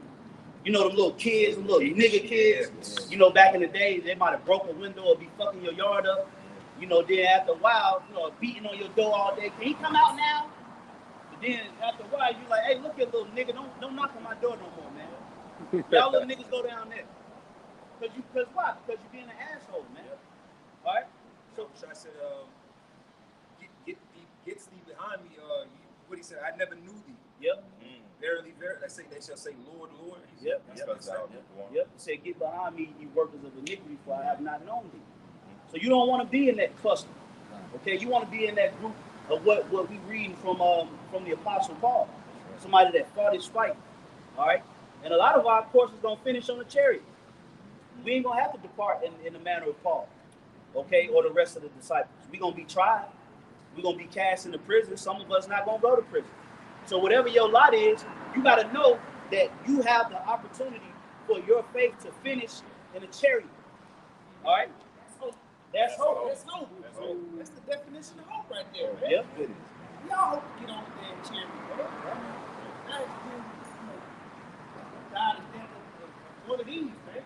Right. I ain't trying to. I don't want to feel that. Nah. Who the hell wants to feel this? Right.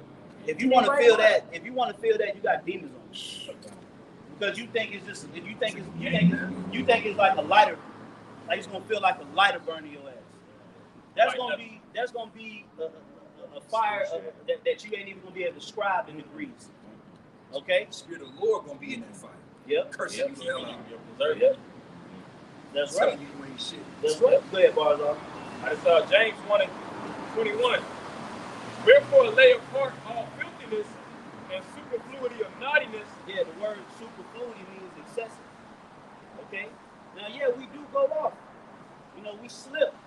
But excessively slipping, bro, that shit is inexcusable, man. It's inexcusable. Okay? You got to tighten screws, man. All right? There's no, then in this world, man, there's no reason to be excessively wicked. Okay? Ain't no reason to be doing all this. You got niggas in the world that's prohibited from certain shit. Yeah. Okay? Because they know that this place is disgusting and filthy. All right? Go ahead, Al. All right? And receive with meekness the engrafted word, which is able to save your soul. Absolutely. So you gotta receive the word with meekness, because why? It's able to deliver you. And how is the word able to deliver you? When you apply it. When you apply these words to certain situations and scenarios, you will see how the word is able to deliver you. Leading all the way up to the chariots, there's going to be certain scenarios that we're going to go through very soon where the Lord is going to make you utilize the scriptures, and it's going to be mind-blowing on what the Lord is going to have you get away from. Literally. And it's going to increase your hope. Like, man, I mean, the Spirit of the Lord is amazing. Man. All I got to do is use the words. And the words just help me maneuver through situations. You ain't even going to need no gun. Right. You just got the words, man. And it's starting now. You know, even though this is a smaller level, you know, everything you're going through life, the Lord got you through it. That's right. You know, none of us brothers is jacked up in the hospital, fucked up, arms blown off, and got into an accident, your car done flipped over 50 times, and got shot. Brothers ain't going through that. The Lord has that protectionary hedge around us because of what we're committed to. You know? That's right. So it's just like staying within that fold and staying dedicated to that fold. It's going to be higher volumes of danger that's going to be set in front of us, but we're going to be delivered through them too. That's right. Because it's starting right now. I'm going to say, Isaiah 65, it's black and white. My servant shall eat. You're going to be hungry. My servant shall drink. You're going to be thirsty. It's no grade. It's like how you said, in the midst of all destruction and devastation, bro, that's why, again, going into the Day of Atonement, man. That's why we atone and we sacrifice, you know, the flesh through fasting to get close to the Lord. Because when it counts, see, even during the fast tomorrow, you guys still got a refrigerator worth of food in your house. Yeah. You still know on the back end when that sun go down, you can go get you some food. Yeah. But we coming into a time where that might be that meal that you might eat very well may be the you don't know where that next meal gonna come. Yeah. So the Lord gonna put us in positions where it's like you're gonna have to lean on the Lord. But the Lord gonna show it. Like, oh, the Lord made it rain quail and vegetables and bread, or some animals brought you food. How, like, that's just gonna turn you up even more. Faith is going to come on, activate the power. Right. Faith. Yeah, you have to try first, then that's when the power comes. That's right. And then, like what the brothers are saying, we have the accounts to verify that these things has happened too. So we got to know, man, the Lord can bring, the Lord will fuck around and translate a brother into a palace, you know, where it's a food banquet, but everybody sleep, but all the food in there, grab all the food, and then translate the brother back to eat. It happened with you know, so we got to know that the possibilities is limitless, but you got to cast out the fear. Feed you in your spirit, or might put in your mind to be full. Everybody going to walk on water. Yes. No, that's everybody got to walk on present. Whatever that situation is, that's like your walk on water moment. You got to do it. Yes, fucking, I believe. Yes, that. Yeah. Shit, you know. Yeah, not faltering. Exactly. Wavering. Yep, that's right. You have some more on that? That was it. I got one. Okay. It's Sirach 37 and 13. And let the counsel of thine own heart stand, for there is no man more faithful unto thee than it. Mm-hmm. Yeah, so the counsel of your own heart, let that stand, because hey, we going into faith, right? So you got to actually have that inner confidence within yourself, okay, that it'll stand. All right. It says no man is gonna be more faithful than your own mind. You can't be leaning towards doubt. You know, the doubtful side of your mind, because your mind got it's two polars, man. You know, to be honest, like people say, like bipolar is two extremes. Your mind works in two extremes. You can always lean on the doubtful side. You already know can't do it. You know, ain't no point in trying it. That voice could always tell you, you know what I'm saying, condemn you. Right. That's why the scripture says, blessed is he whose conscience hath it condemned. But you have to always lean on the right. Hey, you got it, bro. Yep. Didn't the Lord already take you through these situations worse? You don't remember you went through that? You don't remember y'all went through this and this? And the Lord brought you through that? You got it. Yes, right. Having that self-confidence. I can say that's, you know, when you talk to these people in the world and they talk about what's the word, the zombie apocalypse or some type of world-ending event. People get bugged out and their mind is like, oh, I'll just die. They just give up. But like you said, for us through the Spirit, we got so many examples, been through things, enduring affliction, that through the Spirit we get charged up. But we're praying for everything that the mass majority of the world is afraid of. Right. Yeah. We want the bad, but we gotta deal with what comes with it too. Right. We gotta make sure that we gotta pray that the Lord have faith, give us the faith to deal with it. Yeah. We're not proud to be like, oh, I can handle it. No. Right. We want to be challenged in that way to prove to you how about Shimon Shai strive to the truth even unto death. Yeah. Right. That's right. Yeah. It says, verse 14, for a man's mind is sometimes wont to tell him more than 7 watchmen that sit above in a high tower. Yeah, meaning, imagine if 7 men is telling you to do 7 different things. That's your mind. But then you got one inspired spirit that's talking through all those 7 things, and it's helping you to figure out what's the right way.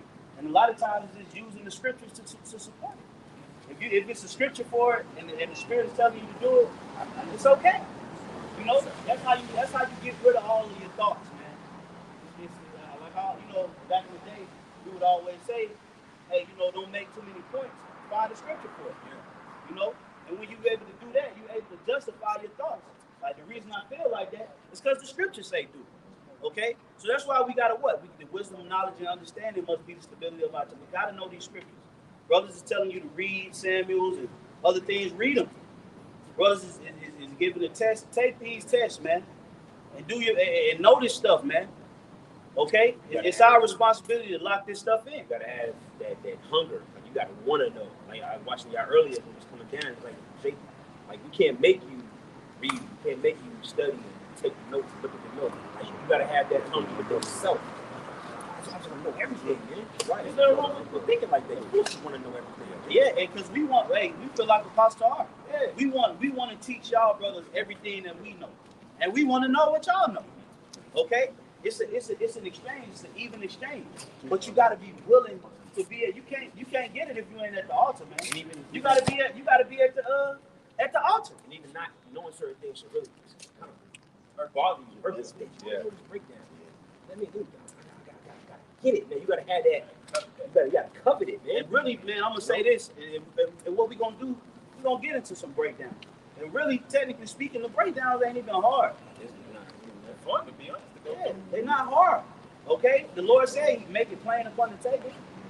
Now, they was written in parables and symbolic because the Lord didn't want the world to understand it. But now that if you woke up you being an Israelite, you can understand the truth.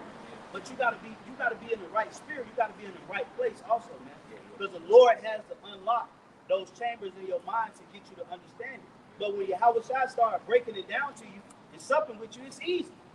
I get it. Or you don't never just be like, I don't see how the Gentiles don't.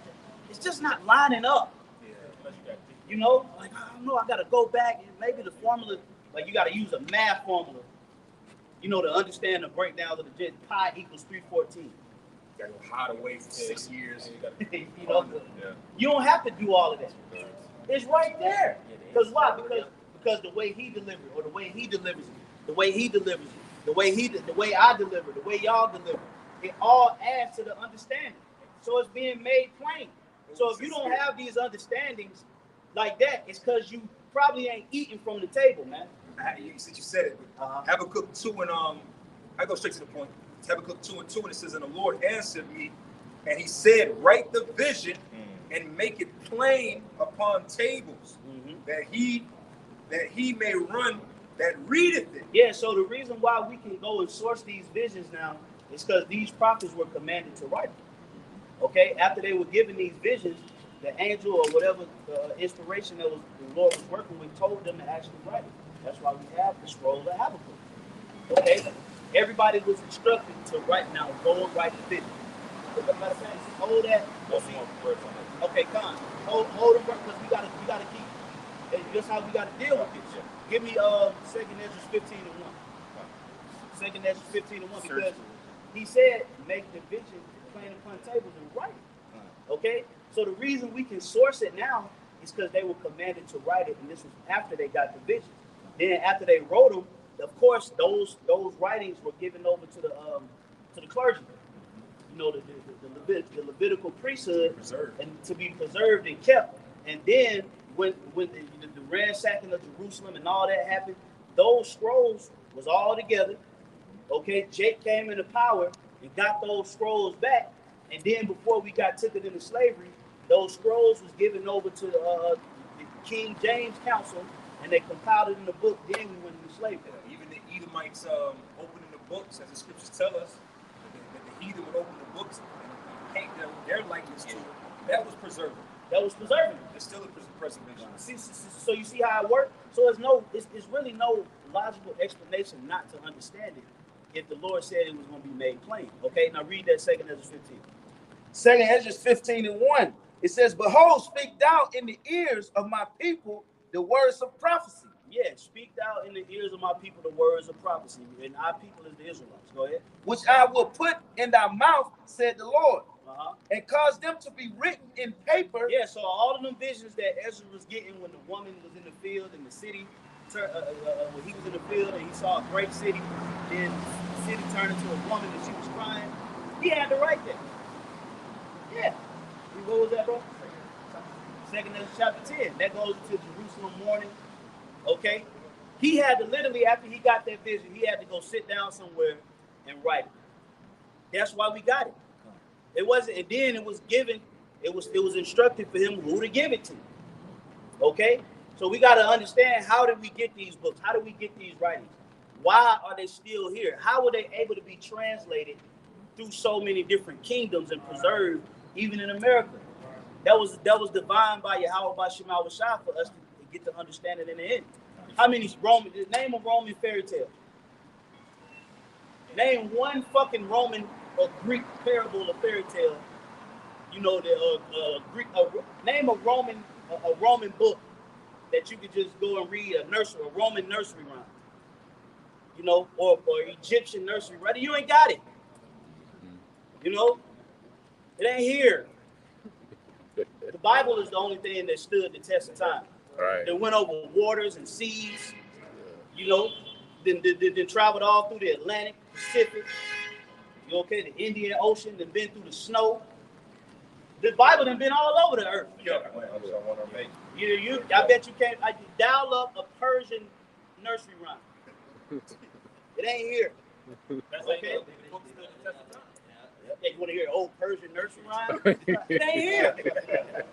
You know, the Bible is the only thing that stood the test of time. It went through the desert, it went through the mountains, the snow, the rivers, fire, lakes, captivity, fire, everything. But that's how you know we the Israelites. We are the split image of that. We went through the same thing. But it was a time where Jacob in the catacombs, Jacob in captivity, had to go into the wilderness. Because as the Most High preserved that book, he preserved his people. And you would think like, yo, these writings got, because Jake loved losing paper. Yeah. You know, you would think that Isaiah might have lost a piece of paper or something. Man, he got the 66 chapter. You know, scrambling.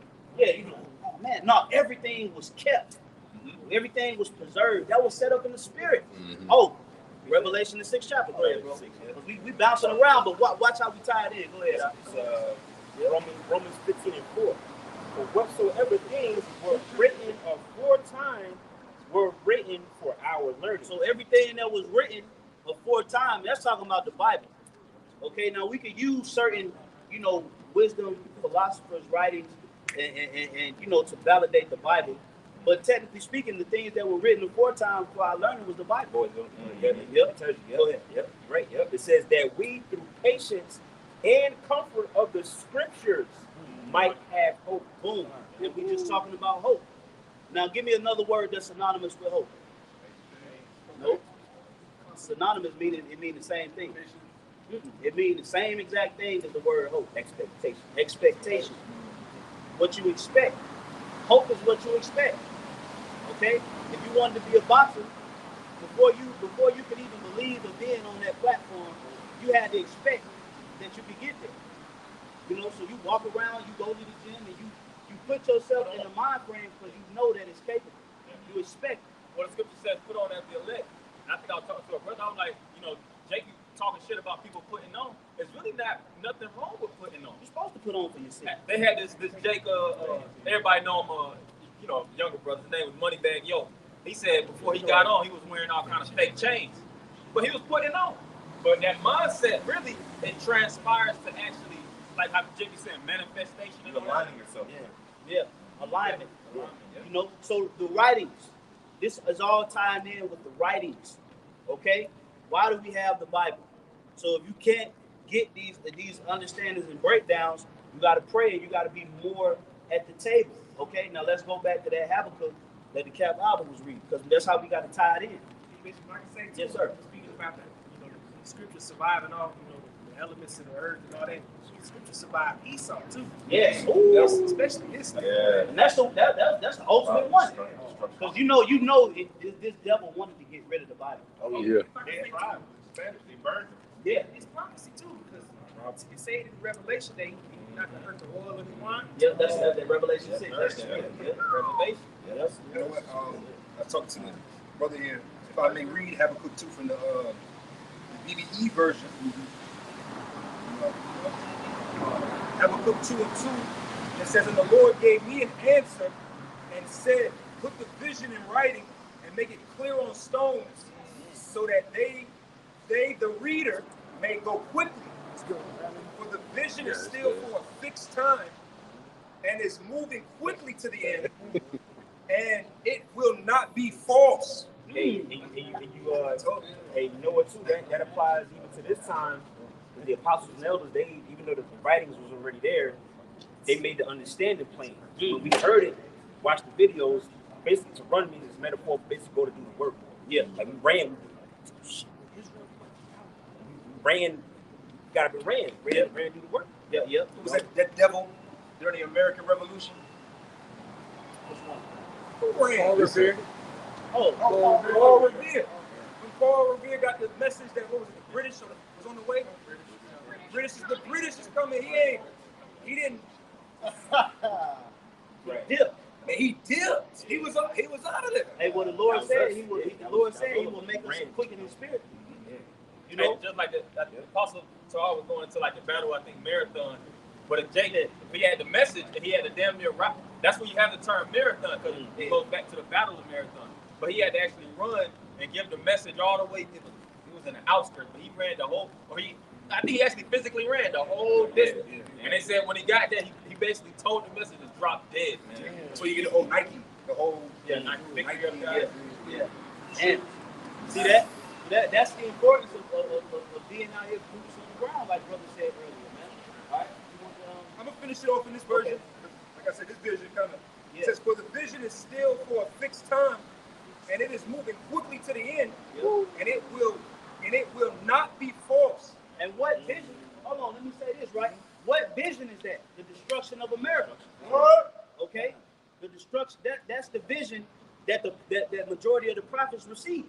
The destruction of America and the salvation of Israel. So that's the vision that's for an appointed time. All right? Hey, wait, listen to this. Okay. "Even if it is slow in coming, go on waiting for it, because it will certainly come. It will not be kept back." Man, that version right there is cold. You see? So we got to understand that this is necessary, man. All right, this is warfare. We the watchmen that's telling the people, hey, it's getting ready to go down, man. It's about to go down. So a watchman has to be selfless, and the reason why a watchman has to be selfless is because he's the first one that the outsiders gonna see too, so they can hit him with an arrow. So you got to be on point. Yeah. You the only one on the tower. The village is behind the wall. You on the tower, vulnerable. That's why the watchman usually got an arrow and a shield, okay, and a horn, because he's the one that can get got by the attacks. Yep. And it's like a sacrifice. When you a watchman, your body is going against the brain. Most citizens in the country, especially back in Israel, they would work on in daytime and they would sleep at night. Now at night, watchmen, they would work the graveyard. They would be up at night. That's like the ultimate sacrifice, because they're actually it's sleep deprivation. They're depriving themselves from actually sleeping at night to keep the city. Yeah. Going against the grain. They going against the grain. Well, and that's what we do. We going against every immorality here in America. This place is immoral. This place is disgusting. It's an anti-Christ setup. Okay, it's against our Lord and Savior. It promotes death. Somebody has to be against it. Set our face against Mount Seir. This is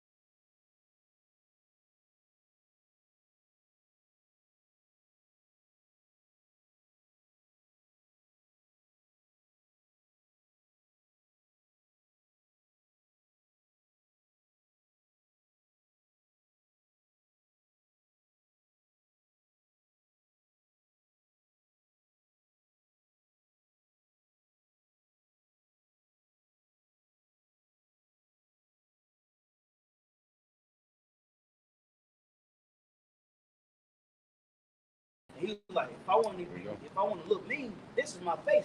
Then when he went back normal, he still looked mean. He be in the trenches. Right. That's the thing. Right. He's in the trenches.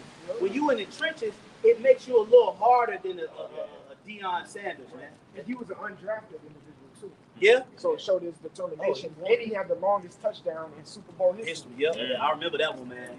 That was a good one. King David wanted that warfare. Yeah. King David was like, no, smoke. Want that smoke? Yeah, he wanted that smoke. Hey, see what the Lord got us at. We in what the Bible refers to as the heat of the battle. Well, you got two types even of animals. You got the domesticated and you got feral. Feral is basically another word for wild or aggressive. If you look at like if you got a cat, you got domesticated cats. You can see them. They had a video actually of a domesticated cat playing with his bowl, waiting on the water. Then they had the actual feral cat, basically in the trenches, going up under the ground, rats and all that. Look at me. Them niggas was bugged out. You know when you touch. Oh, no, you can't touch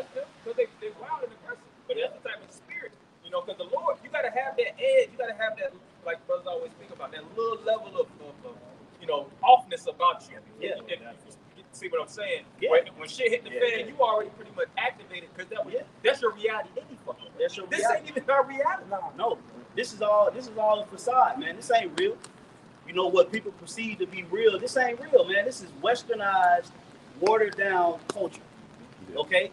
This ain't the ancient world culture. Everybody's offended. Everybody out here picketing. What about me? What about my opinion? All right? That ain't real. Okay? A motherfucker be a tree if you want to. But you're not a tree. Yeah. Trees don't talk. So people are just all into their own, but that's because you've allowed society to water down reality. Nobody wants to hear the truth. Right. That's why the scripture says what? Who changed the truth of the Most High into a lie? All right? Well, R.I.P. to, what was that lady name? We just shared the post that died. Just recently, R.I.P. to her. She changed her life and was living as a man. Oh, yeah. She saw the effects of that. She had to end it, man. Yeah. That was her reality, but it wasn't based in truth. That's right. There's subjective truth and there's objective truth. Right. We're dealing with objective.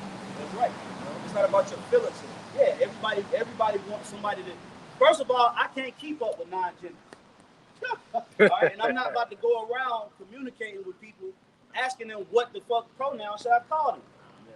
Okay, that's what's wrong with the world right now, and that's why these other nations are getting stronger because the moral fabric of these other nations are intact. It's America where the moral fabric of America is compromised and it's division out here. Okay, and the divided nation is gonna fall. Right. Nobody has nobody's single-minded, man. Everybody has their way and what they believe in. And my point, and there's no synchronicity. There's nothing is synchronized. Everybody's divided. Every time you turn around, there's protests, wars, fights. Okay, not considering these other countries gonna nuke the shit out of America. Right. Why? Because they presidents ain't playing them type of games. Right. Now the African president, and we're gonna get into the scriptures. We got to break down America now. We're going to go into Daniel, the 2nd chapter. But I can't remember which country. But was it Nigeria? I believe it was Nigeria. Yeah. And I love this guy, man. I got to get his name, man. But basically, he just passed a law. All homosexuals, if anybody that get found as a homosexual in this country of Nigeria, going to jail for life. For life. They getting locked up. They getting locked and thrown away for life. If I could say, also in Nigeria, they just banned all European models. Yeah, we just cursing their ass out for some time. Right. But see, them Nigerians starting to understand. Oh, they even had a group, they just said they ain't, you just said it. That's European models. So yeah, it's a beautiful thing. But see, a country that's like that, you ain't gonna be able to break them apart. You ain't gonna be able to. The only way you gonna break them apart is you gotta raid. You gotta just raid them or something. Okay? You got scripture. Yeah, you were speaking about the gathering, and we gotta be on the. I'm gonna read this real quick. This is this is the BBE version of Jeremiah 16:16. And it says, "See, BBE Bible basic English. It's like a Bible for stupid people. That's how they do it. They only use it.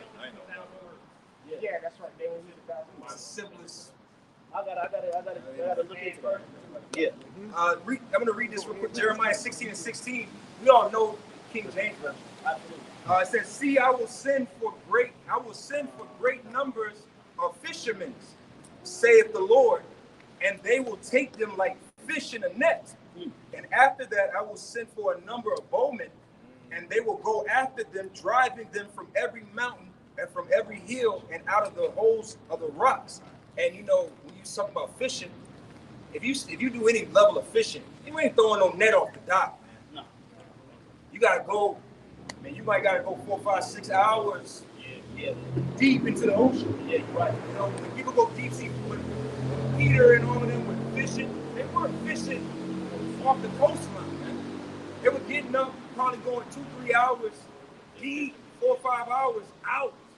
Like deep sea fishing, they get up and go hours out. Yeah. That's what we are fishing. So it's kind of like you said, you want to be forefront. You don't want to. We're not catching guppies, man. We're trying to get them Goliath groupers, Yeah. tuners. Yeah. That's where the money's at. That's what the paper is. That's what the most dangerous.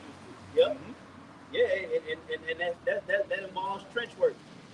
Okay? If you want America to, I'm sorry, brother. If you want America to be brought down, somebody got to get in here and fight on the inside. Okay? And you can't fight on the outside all the time. First of all, like for brothers that fight, if you a smaller fighter fighting somebody big, what you supposed to do? Huh? You're supposed to work the inside. You can't try to fight his reach. You try to fight him on the outside. No, you gotta get under his reach. That's us. We're the small little sanctuary, the house of David. This is a 7-headed beast with 10 horns and a multi-continental alliance. Okay. The scripture liken us unto insects, like worms. Because one thing about it don't matter the size of a beast. Like you will see, like let's say something like a T-Rex or something, you know, which is a mythological creature. But if it got termites or something inside of it that's actually eating it away, throughout the duration of time, it's gonna break down. It's gonna break down, you know, and that's what we're doing. We're chipping away. So we gotta fight. We gotta fight on the inside. Meaning, if you fight on the inside, that's pretty much considered the heat of the battle. You the belly of the beast. Yeah. You got to be right up, because you got to know if you fight on the inside, you can tag them, but you can get caught. You can get caught, man, because you right up on him. You know what I'm saying? So he could come up under you. You know what I'm saying? But if you tagging him and moving around, you know it'll be difficult, man. A lot of them inside fighters be tough, man.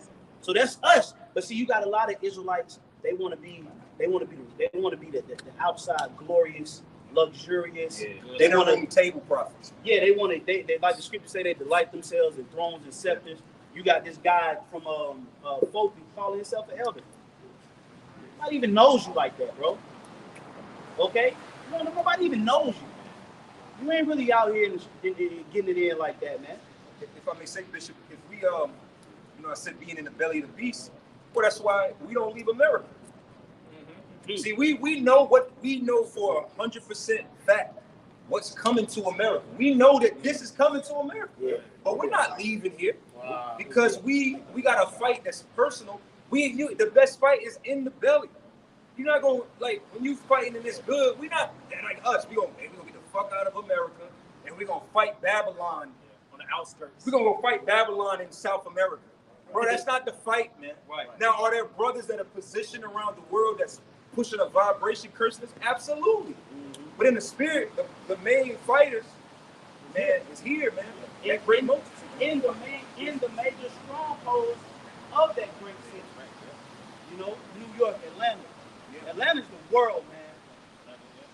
Okay? Yeah. That shit up there was Vegas and Miami and New York and LA. All right, this is one of the top 5 wicked cities in America, man. All right, I ain't trying to hear no different. You know, me, I say top 3.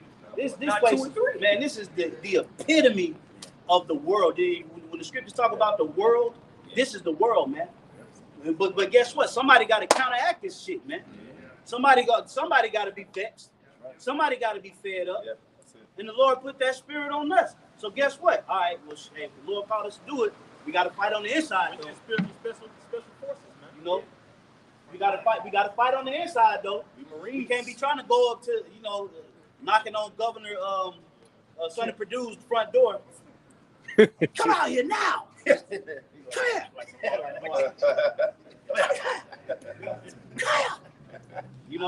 No, man, we can't do that, man.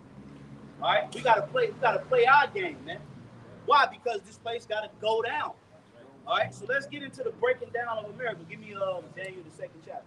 Daniel 2 started about, let me see, go down about 40. About to say we like in the scripture, even during the fighting analogy.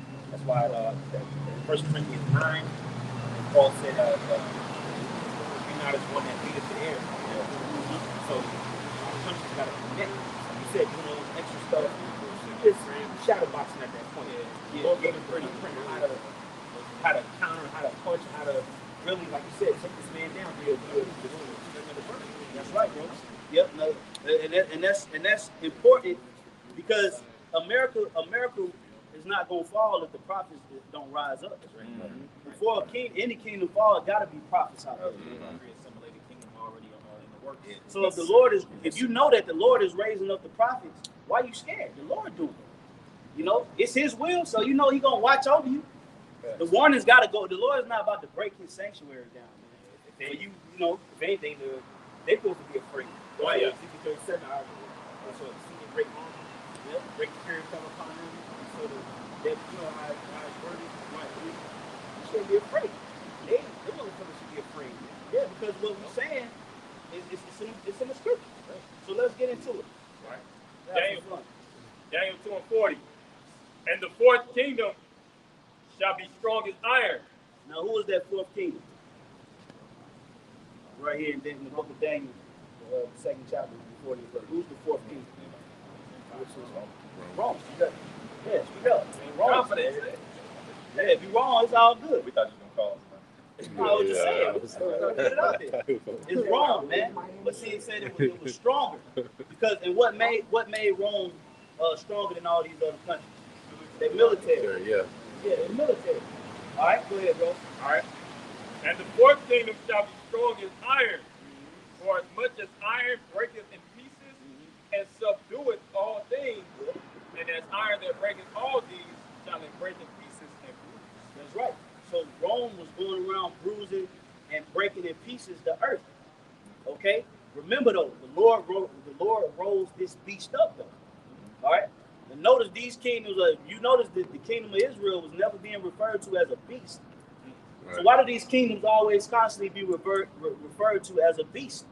They're lawless. There you go. Have knowledge of the law. They don't have the knowledge of the law. It's beastly. It's got to be what it is. That's right. You know. Go ahead, bro. It's Second Ezra's 11 and 30, 38 to 40. It says, "Hear thou, I will talk with thee, and the highest shall say unto thee, Art not thou it that remainest of the four beasts, whom I have made to reign in my world?" Yeah, so the Lord raised them up. The Lord made this beast to reign for a period of time in the world that He created. So, in a certain extent, too, we can't really be too mad. You know, even though it's vexing, we still got to understand, like, I mean, but the Lord is still prophecy. Yeah. You know, the Lord raised this devil up, so it ain't nothing you could do about it until He take him down. Is that Daniel or is that Job that said the Lord set up the base of men? Yeah, Daniel. It's Daniel 4. Yeah. And what's heavy about that, how you know it's the Heavenly Father, because you can go into other mythology and you see they pretty much reinstate the same concept of the scripture. Like in Greek mythology, they had something known as the Lanius Hydra, and it was a multi-headed beast. But basically, you know, if you cut off one head and return the two and things of that nature. But they didn't necessarily get that inspiration directly from the scriptures. The Most High really put the spirit on those individuals. And then more than likely was Jake that created that. Yeah. But the Most High put the spirit on them to actually have that understanding, you know, because the Most High, what it said, the Most High incorruptible spirit is in all days. Yep. So the Lord set this beast up for a specific reason. And when you watch shows like old Greek mythology, you would see what? Who took down the Lanius Hydra? Hercules. You know, so it takes a Herculean man, that's the terminology, Herculean. A Herculean or a strong, gifted man, which is damn near like a demigod, god of war, god of war, to actually take down such a great and heavy beast, man. Yep, and usually those Israelite, prince of the Most High. And usually those Greek gods were always mixed. Well, they would have one parent that's a god and the other parent was a human. And that's why the scriptures say we are gods, but we shall fall like men. You know, because we in the flesh, you know, we of the earth, which is known as the mother, but we have a heavenly father. You know, go ahead. You have some more on that, Elder? Yeah, last verse, hit the point, verse 40. It says, "And the fourth came and overcame all the beasts that were past." Yeah, because okay, Babylon was taken down by Persia. Persia was taken down by Greece. Greece was taken down by Rome. All right, so basically Rome took down all of those kingdoms because it was the strongest one. So that means Rome had to be stronger than Babylon, Persia, and Greece. All right, part of the body. Say again, bro. I mean, say really that the iron is the majority of the body. Yeah. Yeah, look at that. All the way to the feet get to breaking up, but see, that's the what? The feet represent the stability. And the reincarnation of the Roman Empire. Yep. Legs. The biggest muscle. Strongest too. The femur's the biggest bone, you said? Yep. And the most blood runs through your legs. That's right. Yep. See that? So that's wrong. That's why this motherfucker was able to come back. Stepping on shit. Man, it's wrong. I'm telling you. Right. Yep. Says, finishing off, it says, and it had power over the world with great fearfulness and over the whole compass of the earth, which with much wicked oppression. Yeah, so Rome was getting busy back. Rome was about that oppression. Okay? They was putting people in debt like America. They was oppressing their society. Their military was running shit. They had alliances with other countries. They had major lead poisoning on sickness out there too. Yep. They call it Denarius was powerful at one time, very powerful. And then guess what happened? They ended up getting relit. They were sexually deviants. Just like in America. Orgies, Bacchus. Yeah, Bacchus, they were partying a lot. So it's literally a mirror image of Rome, but except America is just stronger than ancient Rome. I know y'all both saw that video, this cut vocab Malone, and it showed all the comparison of Rome and America, but it shows you know, you could line up, you know, the infrastructure, how they did everything, the Colosseums, everything, you know. Yeah, that's right. That's why it's called the image of the beast. Yeah. America system is like a mask of the Roman Empire. That's why like a masquerade. I'm not sure how true it is, but I believe that somebody said that the railroad tracks, the design of the railroad tracks, the width of them is based off of how wide, like horses, the streets and horses in Rome was. Wow. Yeah. So even like down to the foundation of the railroads, that shit go back to Rome. Look at that. So you can't tell me that this wasn't, because how do you set up a kingdom twice? You see what I'm saying? That's divinely inspired by Yahweh Shemai. That's the only one that did it. Huh? That's the only one. Yeah. It's like, how do you, because you it's literally a replica of an ancient kingdom, just modernized. Well, the major architectural structures, these top architects, when they first came to America, they got their inspiration from ancient architectural designers, whether it was from Italy and things of that nature, that started these structures, and they took that, because they had colleges and schools and stuff like that. And just like how you have to learn about Plato and Socrates, you got to learn about these crackers today. You know, so how much more these individuals back then, they had learned from their predecessors and their contemporaries, you know, to actually learn how to architect. So they can sing a lot, I can attest to that because in college, I took an art class, and that's a part of the class, the history part. You got to study the Rome, you got to study. Well, you remember they used to make you draw the three columns of Rome. You had the Iconium type of column they had. They had three different types of columns, and you would have to draw it in art class. Yep. You remember that? I remember that. Yep. But let's get back into the scriptures. Yeah, I'll finish it over. You got it. It says, start in the middle of verse 40. It says, and over the whole compass of the earth with much wicked oppression, and so long time dwelt he upon the earth with the sea. Yeah, that's the damn Romans. Yeah, they got the damn Romans. Yep. Now let's get back into that Daniel the second chapter. Yeah, bring that out real quick. What you got, Kasai? Then we'll jump back in the scriptures. All right, this is from historium.com. It says somebody posted something on there. You know what? Let me just grab it off. This is straightdope.com. Come on. Vocab. So they read from straight dope. It says standard railroad gauge, 4 feet, 8.5 inches, determined by Roman chariot buttons, basically the size of chariots. Yeah. War chariots, they call them war chariots. That's how wide the chariots were. All right, it says the U.S. standard railroad gauge distance between the rails is 4 feet, 8.5 inches. Those railings are made out of how Iron. So they were really bound for 1,000 years. They weren't destroyed. That's why they were Bound. Yeah. They were Locked just down. bound. Yep. But they weren't destroyed. Yeah, and I tell you what, it was preserved through Jake fucking ass. They were still pushing that the Roman Empire. They just called it the Holy Roman Empire. They got bedazzled by that Roman lifestyle. Mm-hmm. They were Christian Romans. And, you know, Jake, it's like, you know, Jake too. Man, Jake be loving the land too, man. Yeah, it's like Jake loved Egypt. They didn't want to leave Egypt because of how great the land was. Like, man, the coastal lines. Rome, when you look at a map of where Rome is, it's located perfectly in the world. You couldn't pick you really can't pick a better position to be in. Like that's why they were able to last. They had the whole Mediterranean. Come on, man. It was a major metropolis. They had the baddest women in Rome too. That's what it is.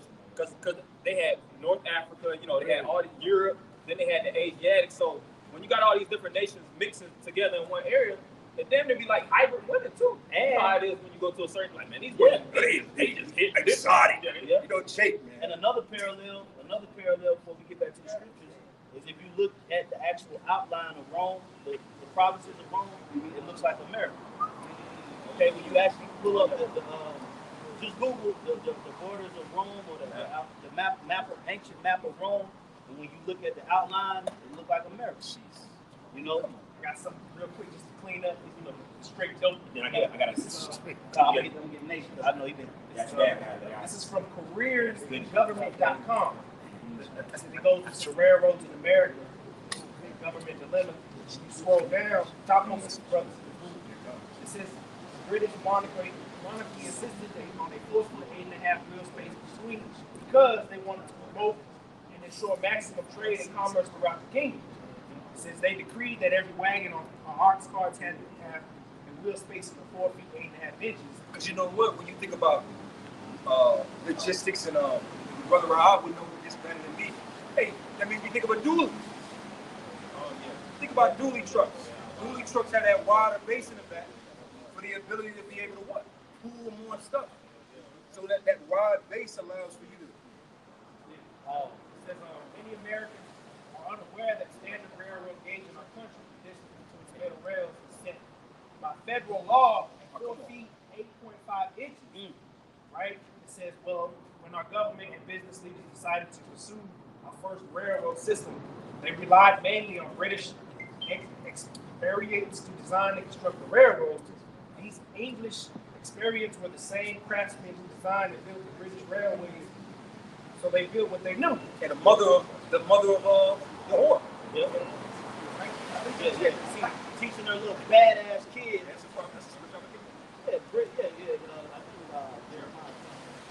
Teaching her little badass kid how to be a nuisance in the world, in other words. You know, go ahead. Wait a minute. Where did all those ruts English roads come from? They were created by the Imperial Roman army when the Romans invaded England. The Romans had brought with them their war chariots. All the Imperial war chariots were drawn by 2 horses by order of Caesar. Caesar insisted every war chariot be pulled by 2 horses to intimidate the enemy. To comply with Caesar's proclamation, Roman engineers calculated 4 feet 8.5 inches as the minimum needed wheel distance on the chariot if pulled by 2 horses. Therefore, if the British monarchs wanted to continue to use great roads built by the Romans, they had to adopt the standard wheel space. So come on, bro. Come on, man. 8.5 inches. So all this is the Lord did this to fulfill the prophecy of the dead. Somebody get that prophecy real quick. That's crazy. We gotta bring it up. I got a quick point. It just adds more fuel to the fire, man. I think I did a video on it. You brothers did a video. It's from a website called tomorrowsworld.org, right? And the title of the article is How the Romans United Europe Then and Now. And I'm gonna skip down to this one part, all right, getting to the point. It's heavy. It says Belgian politician Paul Henry Spaak was one of the founding fathers of the modern effort to unite Europe, commenting on how it felt to sign the Treaty of Rome in 1957. He observed or said, quote, "We felt like Romans on that day. Wow. We were consciously recreating the Roman Empire once did it consciously.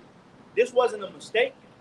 You know, the establishers and the founding fathers of America didn't just, oh, damn, we built Rome again. Wasn't that crazy? No. They purposely said, no, we're going to reestablish Rome because what they used was one of the most, you gotta remember, that kingdom lasted for 1,500 years.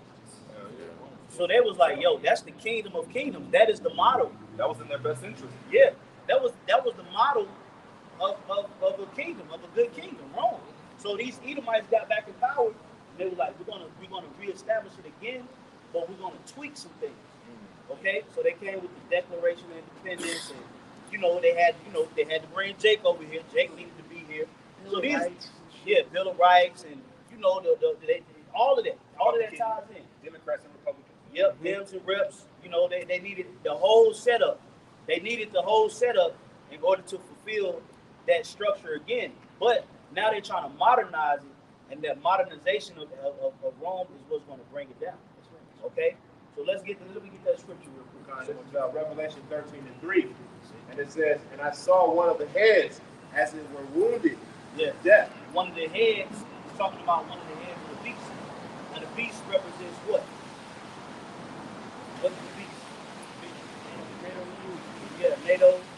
Yeah, the beast represents NATO. The 7 heads represent what? I got you.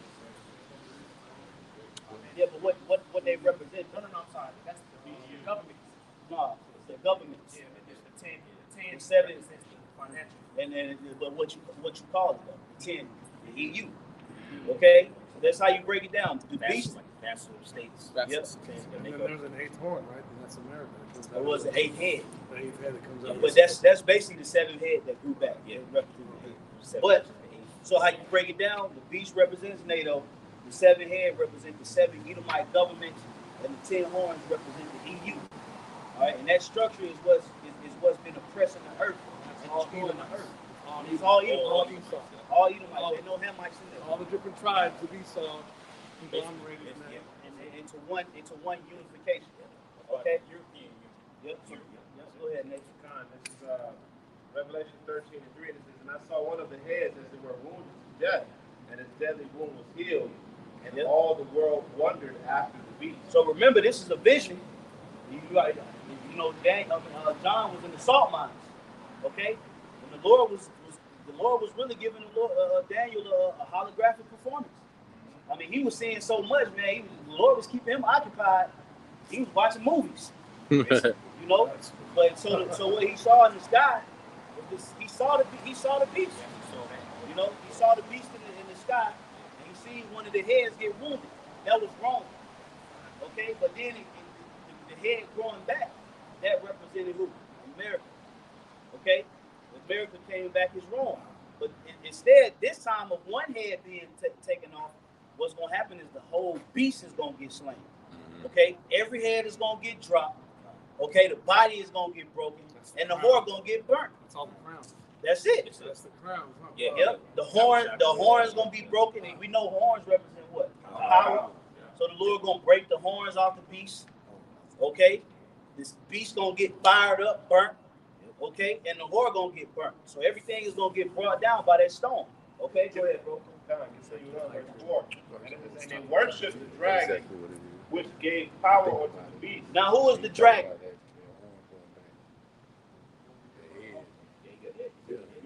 There you go. All right, the Roman Empire. And also, you can say Esau too. That old dragon, that serpent, the devil. Okay? I was holding that. That's good. Because Esau is the one that's giving power to the beast. Okay? Because the Edomite is just a fucking Edomite. But they're nothing without this alliance. Okay? They're nothing without this alliance. So they needed a working operation in order to really be the devil that they wanted to be. All right, so they had to come up with the beast, that alliance. That's the most powerful alliance that the earth has ever seen. Outside of the house of David, the house of David was raw too, man. The house of David was raw. Now that was the most powerful alliance. But then the kingdom split. But when the house of David was on the earth, man, all these other nations was chilling, bro. They knew, man, we ain't messing with Israel, man. Nah, leave them alone, man. We ain't fucking with Israel, man. And what makes Rome or this dragon, which as we know, so heavy too, is due to the fact of its expansions and having different headquarters all over the goddamn place now. Yeah. I would say like Rome, one of the things that made Rome so powerful was their road system and that allowed them to access all of these different points in the world and establish different, like what we would call today, American embassies in all those areas. So today, what we have here, we have America doing the same thing, establishing different American embassies and military bases in different areas across the world. And they set up these puppet governments, which is these presidents. A president ain't nothing but just a position just to sit on. You know, they don't actually make the actual rules and like the bankers. Yeah, he's just a representative. Yeah, when the bankers, which we know of the Illuminati, when they actually got out and expanded, but they started to take over countries. Yeah. And in these countries, still you have what do they call them? City states. You got financial districts, you got military districts, you got so many different. It's just like a beast. Yeah. You cut off one, they get to the point where like, well, who do you take out? Yeah. But the CEO and the banking district in London. Yeah. Right. The treasury. That's why these people out here that protest, they only go as far as long as they lungs and their shoes allow it to. Yeah. Because the truth of the matter is, you don't even know who you mad at. Right. You know, you just mad. Yes, and they can be mad at us because we a face. But Jay can't put a face with shit. Niggas don't even know who their baby mama is. Jay don't know nothing. So of course they just gonna be mad at themselves. Okay? But see, the Lord has given us the spirit to identify the mystery of iniquity. So now we know how to vent, we know how to get our frustrations off on them. Okay? Let's finish that up. And it says, and they worship the beast, saying, who is like unto the beast, and who is able to make war with him? Yeah, meaning all these other nations like, yo, man, this beast is, we need to align with this beast, who is like unto him. All right, so they worship the beast. Now we coming into a time where the beast is about to make everybody bow. Okay, and bow is a representation of submission. So if you bow to the beast, that's you submitting to the order of the beast. So, but we got to bow to Yahweh Shema Shah. That's right. Because remember the scripture says if they worship the image of the beast and receive of his mark, they shall receive or be found in that lake of fire. Okay, so we got to know, man, the beast getting ready to be taken out, and it's going to be the house of David to do it. Okay, just like David slew Goliath, that was a foreshadowing of the end. He had a stone. Yahweh Shai is the stone, and we the stones. We the stones too. We the lava stones going up against this big ass beast. That was a foreshadow. And on top of that, the stones that he used on Goliath, he got it out of the book that was running water. Oh, look at that! He had the living water. Man, you see that? You see that? And he ain't used, and he didn't use no protection, no armor. That's us. We ain't got no real physical armor. We just trust that the Lord is with us. And what's heavy too also, after King David hit him with the stone, when he took his sword and he slayed him with it, you know, how the saying go, you know, they that live by the sword shall die by the sword. In America, which Esau, he is that sword. He gonna slay himself with his own sword. See that? We're gonna give it a wrap up in a minute. Wow. And it says, and they were given unto him responsibility and power, and power was given unto him. Yeah, it's like a rap, man, like a rap battle. Yeah, so that's pretty much like double entendre. that deadly wound that was healed. Now, Triple meaning, bro. I mean, I have a real quick one. Yeah, triple threat. Like, This is Revelation 12, and I'm gonna start. Let's go straight to the point 7. And it says, and there was war in heaven. Michael and his angels fought against the dragon, and the dragon fought against his angels. Yeah, Esau. You know, and Michael, that's the archangel, that's the top angel. And he gonna stand, man. That's the great Prince Michael, man. He gonna stand up, man. That's a powerful angel, man. And the Lord gonna send him to the earth too, not just in the chariot. You know, the angels gonna come down here. You know, the angels gonna be blasting through the distance seats all the time. All right, they gonna come down here and get with us. You know, because it's all a military. Like you were saying from the earlier, we're the ground soldiers, foot soldiers, like the army. Yep. Then you have chariots in the waters. You got the Bible in the Then water. you got chariots in the sky. That's the Air Force. And then you got the Space Force. Come on, man. Like it's just, we just a part of that military. And when that whole fight started, come on, man. Well, the army is usually the first ones, right? Yeah. They pop up. Cause right now it's boots on the ground. Yeah. So we doing the dirty work. And you know, most people talk about the National army, man. Guard. Yeah, National Guard. And you gotta remember too, those angels know us. You know, we might don't know them, you know, because you know we got put in the flesh. But when we was in the spirit world, they knew us.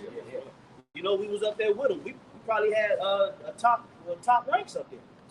You know, but you got put in the flesh to do another bidding for the Lord. But remember, the scripture say we gonna judge the angels. So they know us. So you know they got you know, if we are the elect, you know they like look out for our look out for our men down there, man. You got thy fellow brethren, don't bow. Yeah, thy fellow. Oh, come on now. You see that? So we know we got reinforcements, man. We ain't worried about Esau to that degree. We think about it, you know, but at the same time, we know that the Lord, hey, if we, you know, my game, brother got me, you know, messing around with it, Metal Gear Solid. That's fire. Yeah, but one thing you can do is if you need help, and let's say you're on a mission, they got like tanks, you know, they got so much stuff. You could click an option, and it's called bombardment. When you click bombardment, you set your targets, and then your Air Force just come and just light shit up. Like airstrike. They just come blowing tanks up. They come quick. You know, or you could call for a care package. You know, so we got backup. We got backup, even though, you know, it seemed like Snake is out there on his own. Yeah. You know, when you're looking at him, he running through the desert. Nigga ain't got nothing but a horse, really. He's the only one he really call on is the horse. But then, if you go to the menu, he got so many different options where he could call home and get resources. So that's the same thing with us. And the beast, we ain't worried about the beast. Okay? You got some on that, Abby? And it says, and there was war in heaven. Michael and his angels fought against the dragon, and the dragon fought against his angels and prevailed not. Neither was their place anymore in heaven. And the great dragon was cast. Heaven represents rulership. But the Most High going to yank him out of that rulership by force. We say in Revelation that the saints shall take, well, that's in Daniel, the saints shall take the kingdom. But it speaks about two force being the way that this place is going to go out. You know, you got to finish this off. But it says, and the great dragon was cast out, that old serpent called the devil and Satan, which deceiveth the whole world. It's been a long time coming, but we almost here. Got people out here bugged out. Yeah. You know. Oh, man. If I can, I want to read it 10. If I made it read it 10, it goes, and it says that he was cast out into the earth, and his angels was cast out with them. Verse 10, and I heard a loud voice saying in heaven, now is come salvation and strength and the kingdom of our power. Yeah, and a lot of you other nations, your salvation is going to come by way of captivity. Okay? Our salvation is going to come by way of liberation. King of our power, man. That's right. Okay? Yahweh Shai, man. That's right. That's what we standing for in these latter times, man. Everybody else is out here bugged out behind the serpent. We doing you bug out some favor. You know, bugged out. But coming out here teaching the word, we doing you bug out some favor. Get you out of, you know, to snap you back into reality. Right. You ain't even here. You can't even enjoy your home. Yeah, you was here, but not here. You here, but nobody's at the house. Right. NPC. Yeah, man, it's out of here. Go ahead, bro. Come. And it says, and the power of his Mashiach, Yahweh Shai, for the accuser of our brethren is cast down. Beautiful, man. Who was the accuser of our brethren? Esau, Edom. That's right. Okay? It only makes sense. Yeah. Hey, they had this one Jake who said, you know, I think he was talking to the judge, but he was like, man, the conclusion of the matter, man, is all white people have to be destroyed. That shit was on C-SPAN. He was repping hard, man. But it's true, because you gotta think, if the Edomite nation was wiped out from the face of the earth, do you know life itself would start to come back? Hey, they sure they will come there. Life itself is gonna start to thrive. The animals gonna be at peace. Yeah. Plant life. It's gonna be beautiful, man. But before we can get to that, we gotta be in the trenches.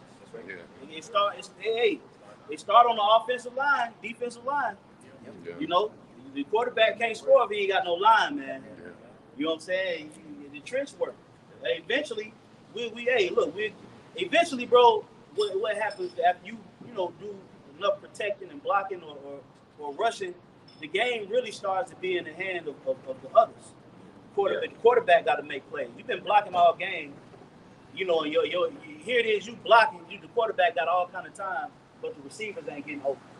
You got to get open. You see what I'm saying? So the Lord is putting us in the heat of the battle. But now, things are going to start to elevate. Opportunities, and Jake gonna have to come around, man.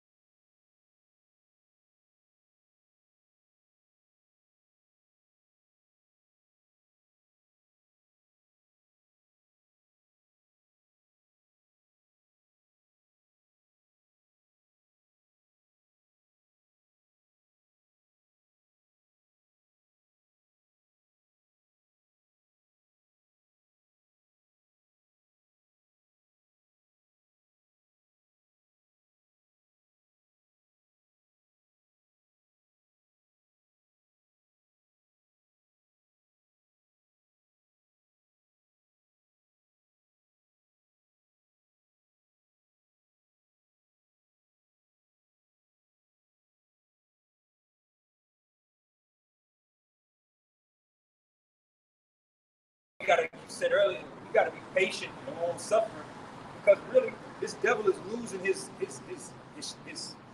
positioning. He's running out of his resources and supplies. So you want him to, he be like, man, bring this shit right now. You don't even know what you asking for. God, that's real. 3 years down the road, possibly, this devil, he's scratching like, man, we fucked. Yeah. It's just war, man. Sometimes you just gotta wait it out. It's a waiting game. It's like that game, Battleship. You gotta wait. All right. And where is thou sawest 7 to 9. iron mixed with fiery clay? They shall mix themselves with the seed of men, but they shall not cleave one to another, even as iron is not mixed with clay. Yeah, meaning they're not fully joined, man. All right, they're not fully together in their councils, man.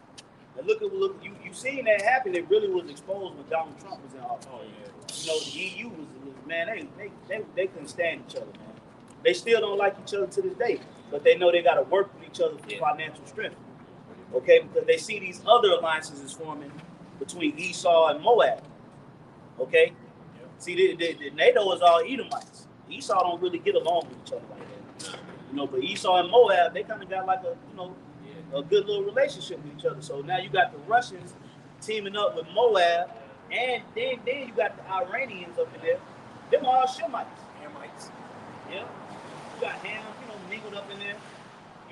But Esau dealing with, Esau like, look, I got a proposal. The Russians, look, I got a proposal, man. Look, we gonna scratch all of that European shit, man. Like, listen, we ain't got to model nothing after them. Listen, scratch that European shit. We got certain models and benefits and ways that we can make it happen too. Matter of fact, here's a currency that we developed. Okay, you're rich in production. Like China is like the warehouse of the world. Right. It's the world's warehouse. Yeah. Putin is like one of the richest people in the world because he positioned all these oil people. Yep. So he's basically got Putin really has an endless. He's really got a cheat code of oil. Yeah, really Vladimir Putin. He got the plug. Yeah, he's the plug to oil. Yeah. And then he got them Iranians, like you said, they got all the oil, so he gonna get cheap production from oil because he in alliance with them, and all they ask for is military backing. He got that, and he ready, and he's willing and ready to serve. Okay, he can't wait. Vladimir Putin is just. I know he's twitching every day, just waiting. Okay, I know he be tweaking. His wife probably got to. Don't do it now, Vlad. The first time I get, man, I'm never hitting the button. She probably calming him down for the sake of prophecy. No, it's not the time yet. He's over there at that button looking at me. Yeah, he had dreams about it. He's probably walking like a nigga. Right, yeah. He probably gonna name his son Button. Yeah. And in the days of these kings shall the power of heaven set up a kingdom. Yeah. Which is what? The elect. Okay. Starting with Yahweh Bashim Shai. All right. And the pioneers of this truth. Elder Abba Bivens, King Mashab, Elder Yaiqua, High Priest Ariah, Apostle Tahar, Apostle Gabar, Apostle Ramla, Apostle Rukar, all the bishops up in Connecticut, on down to the camp leaders and the brothers that you see on the highways and byways. That's what the Lord is setting up. Say it again, bro. Those who died in the work. Yeah, the brothers that died in the work. All right, the angelic forces that's steering us in the right way, that's keeping us in the spirit. Lord, go ahead. Which shall never be destroyed. Never, man. All right, this is a never-ending kingdom.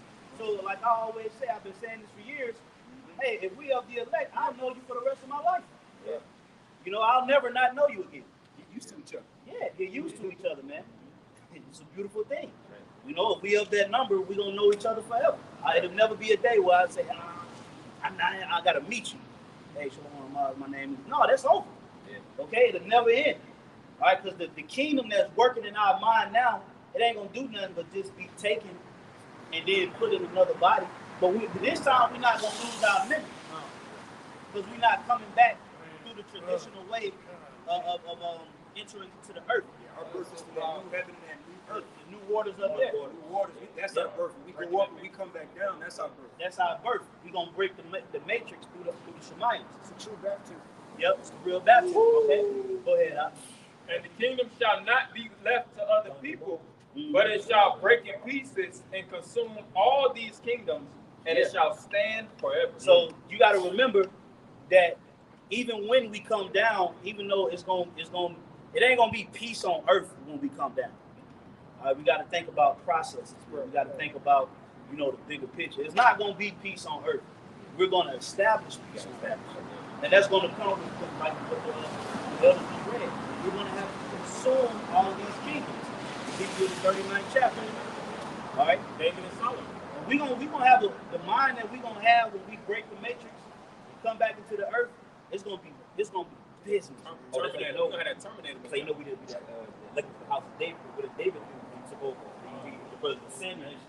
I think it's like 2 Samuel 8. Talk about how he went putting garrisons.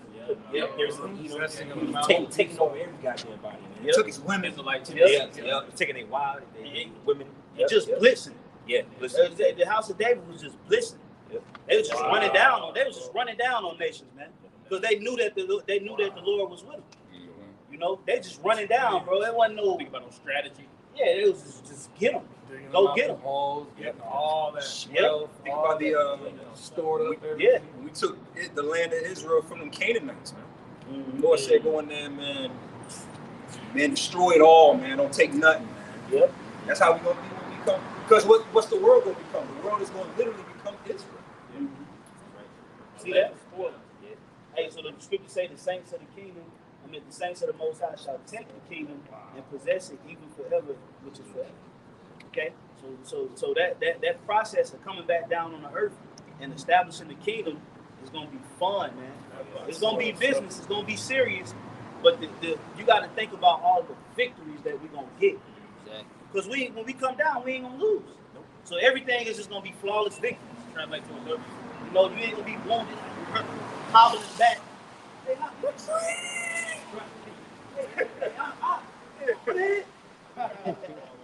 know, he hit me with that chop. We ain't gonna say that. You know, it's gonna be straight up and down execution. It's gonna be straight winning. All of that, man. So I put 1,000 to a flight. Hey, call halal y'all about your outside. Call on y'all about your outside. You know, hey man, you know, hey Lord willing, you brothers and sisters have a solemn day of atonement. May the Lord hear your sacrifices and prayers, and you know, keep grinding. May the Lord watch over us and keep us.